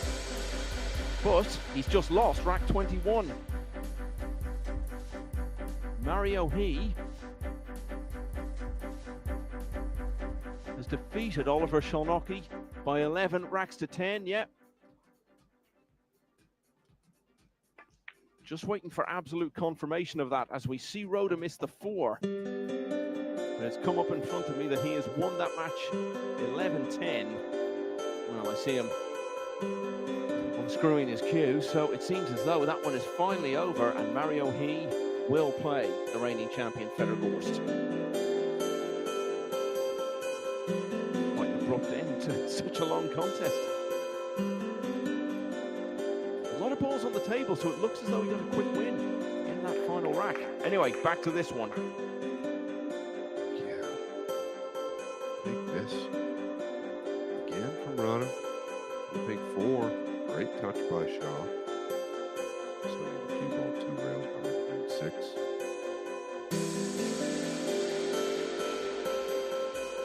So play this down to the lower left. Towards the 9. Well, how about to the top left, straight in?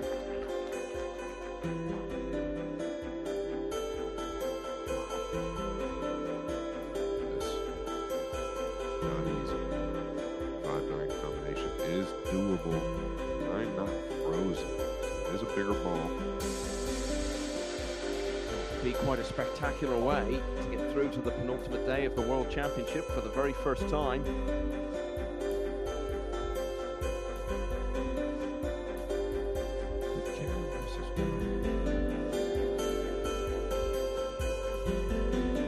Yeah, that's what he's gone for, but it hasn't happened now. What's he left for Shaw? Real good look to the top left. I'm a little surprised at how thin he felt the 5 there.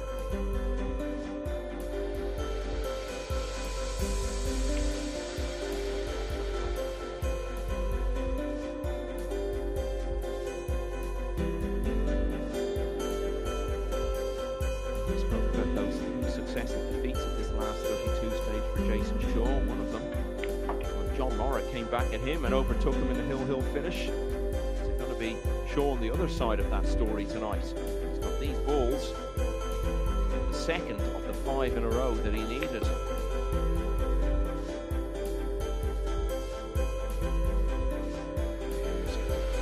here. Timing in the field just never seemed to be all the way on for Shaw. Like this does. Just take a little cut to the right. Maybe hit 2.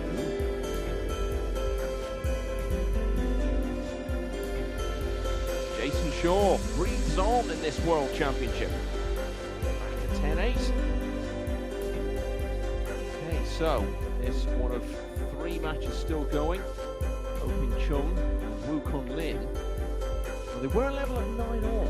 I see the balls being racked again, so someone's gone to the hill there at 10-9, and I'll tell you very shortly who that is. Amir Ali is one away from the hill now. 9-4 up on long and WTA. Those two are the only ones still going apart from this one. So this is Amir Ali against Longdup Tien. Now known as the man who once led Federgorst to 7-0. Losing that match here in the World Championship last year. Got off to a flyer in this one as well, and Bob has held on. A bit more of a contest of it.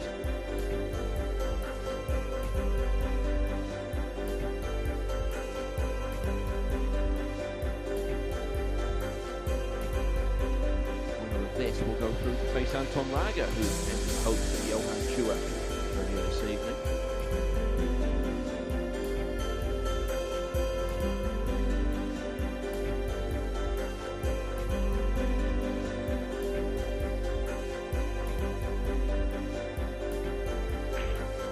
It was Koping Chung who won rack 19, so he's just broken on the hill against Woo Kun Lin. You can actually see that table a bit better than I can, Scott. Can you see how Koping Chung has got on with his break there? Well, he's going to look at the 2. He's got the 1 down, but it's a long look. Right future, very is open. 4 leads to the 5, so he has a real opportunity.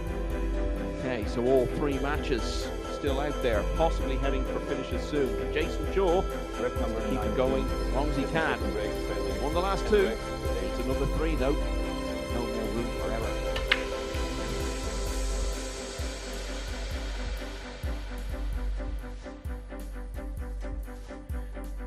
I'm going to say it again. It just seems to be the story. I felt like he hit those really good. Cue ball clean back and forth. No kisses this time. Look at that. Just misses a clip on the 2. Otherwise, I think he's got to look at it. This is where you've got to hold it together mentally. Yeah, the luck has gone against him this evening, but dwelling on that isn't going to help him get back into this match and turn it round. Sit for pushing just straight out, just a little bit, maybe to a jump safe. Okay, he's looking at it, or is he kicking to the bottom rail?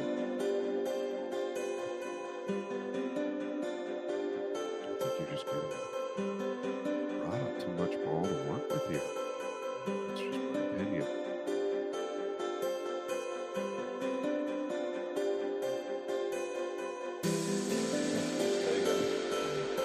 Good shot. Behind the 5 or the 7. I feel like he can see all of it.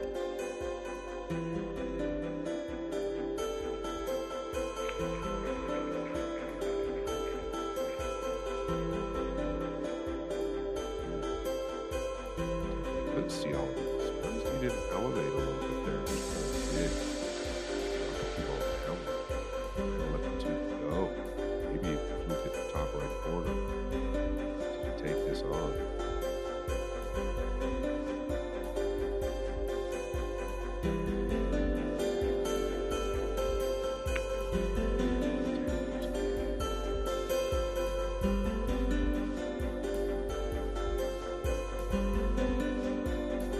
Just kind of pressed it there. Not within the pocket, just outside of it on the left side. Bit of time. Yeah, that's how it's gone through the match. As you can see, led 6-2. Really, they were into a pattern of trading them 2 for 2 for a while. Shaw needs to put together 5 of those little blue graphics on the left side to keep his world title dream alive.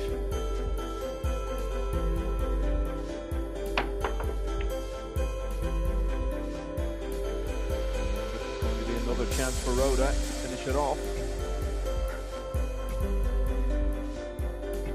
Testing though. Speaking of the 5, it did finish in a funny situation or a funny position.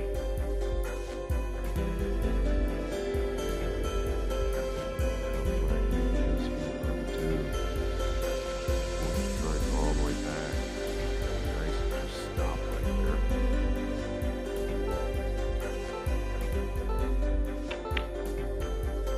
I don't know, I'm seeing some weakness, but not when you fluke it.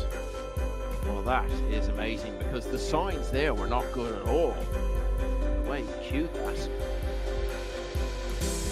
Shaw will have noticed that and ends up being the shot that sets Rhoda up. Knocked the Scot out of the World Championship. Bitter feeling that's going to leave him. But hang on. He's got the 6.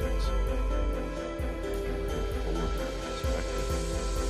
Get to thin with an outside ball, excuse me, inside ball.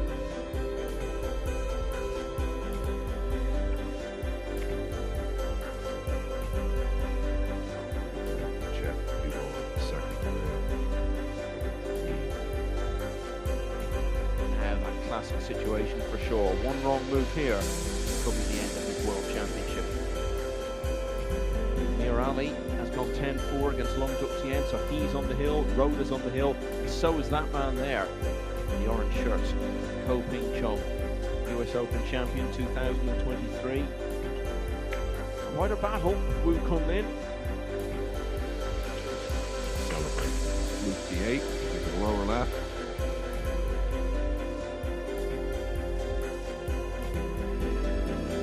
Ko Ping Chung, this 9 ball for an 11-9 win, and Wu Kunlin actually steps forward and concedes. Twice Wu Kunlin has made it to the semi-finals of this World Championship. This time, he was out in the last 32. Ko Ping Chung now faces James Aranis. Speed here.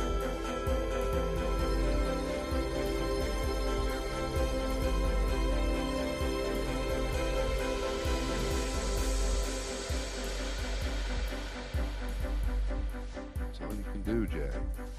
Just grin at it.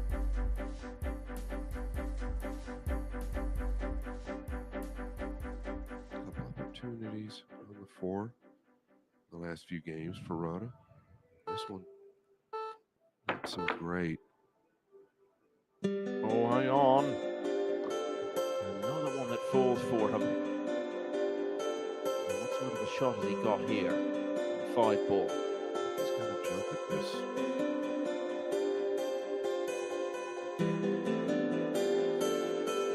Could play it cross corner, could play it all the way down. All the way down, jumping this would be spectacular.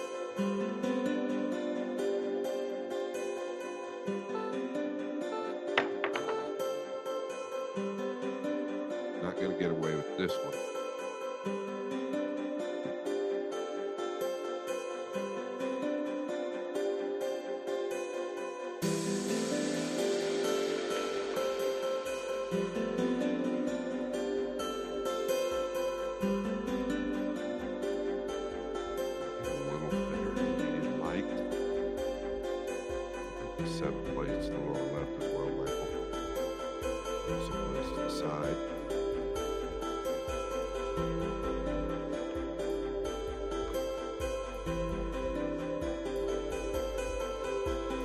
Now, this match is anyone's. Yeah, a couple big opportunities to win. Jeffrey Rada. Yeah, remember he led 10-6. Jason Shaw, one way or another, has kept the contest going. He'll be breaking in the next rack, looking to take us hill. Right, let's draw a breath and see now what this leaves us in terms of the lineup for the last 16. Look at Amir Ali here, who's trying to join that lineup. So Frederick Orst will play Mario He. Wong Kwok Hwang will face the winner of the match we're watching on the main table. Anton Raga will play Amir Ali unless Long Duk Tien can win the last 7 racks in a row here. Konrad Jusichin of Poland will play Claudio Kachi. Then as we move in the bottom half of the draw, that's Matakainen, after knocking out one former world champion, now have to play another, Francisco Sanchez Ruiz.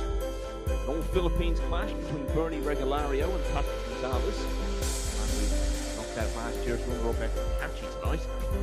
Ko Ping Chung will face James Aranis. Who both won big titles in 2023, Ko at the US Open, Aranis at the World Cup with the Philippines. Speaking of the Philippines, it's an all-Philippines clash again between Jeffrey Ignacio and Carlo Biado. With only 3 players left in the championship who've ever won before. Jason Shaw has won some very big tournaments, never this one. Still in with a chance this year. Back to 10-9. I believe it's only once in this match. Shaw's had a good look to get out after the break. He won't now.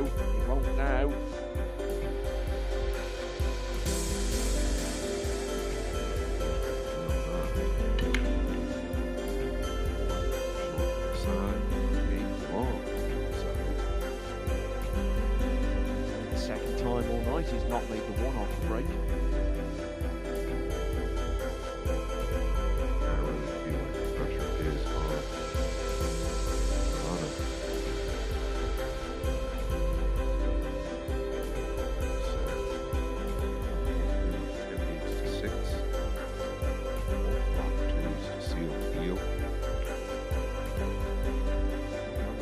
Pressure. You don't want to be queuing too many balls off the rails, so that's an admirable shot from Roda. Here he goes again, another chance to book his place in the last 16.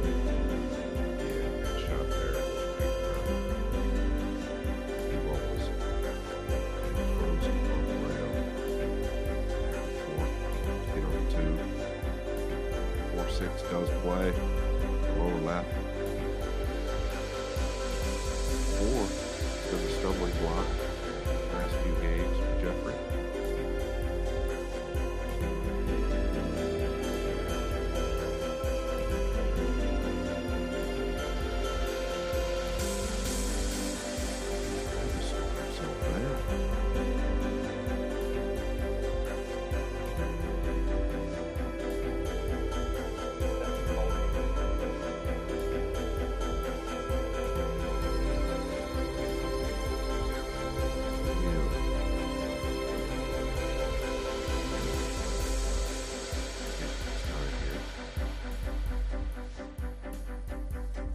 Extension.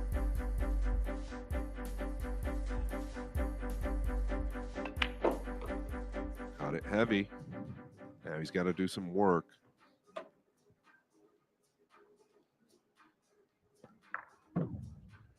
Fortunate that ball will hold up at times, catching the inside point. He's going to wedge him up behind the 6 or play the combination.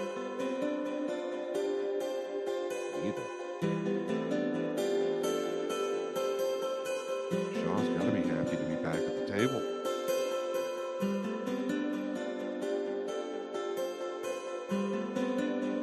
Stay out there long enough and end up winning eventually. He's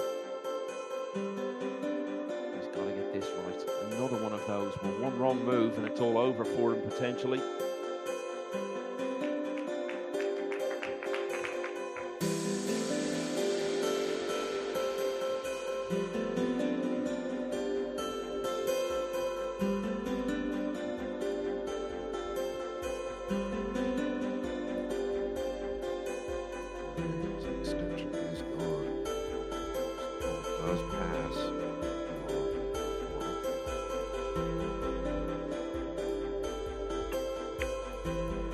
Another big time shot.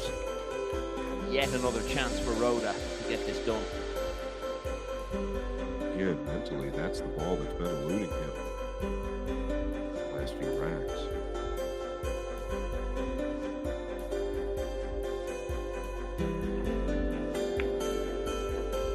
Wide on the 5, got it down. One said not so long ago, there have been no signs at all of pressure and the enormity of it all bearing on him. I think we've seen some of them in the last few racks.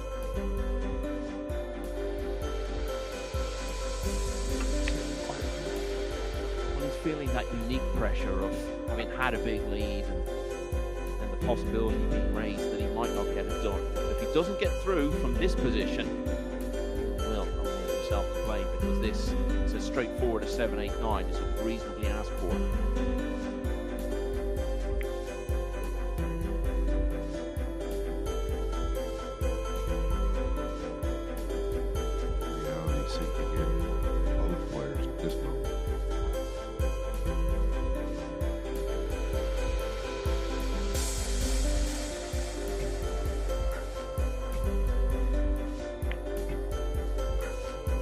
Jason Shaw hung on and hung on.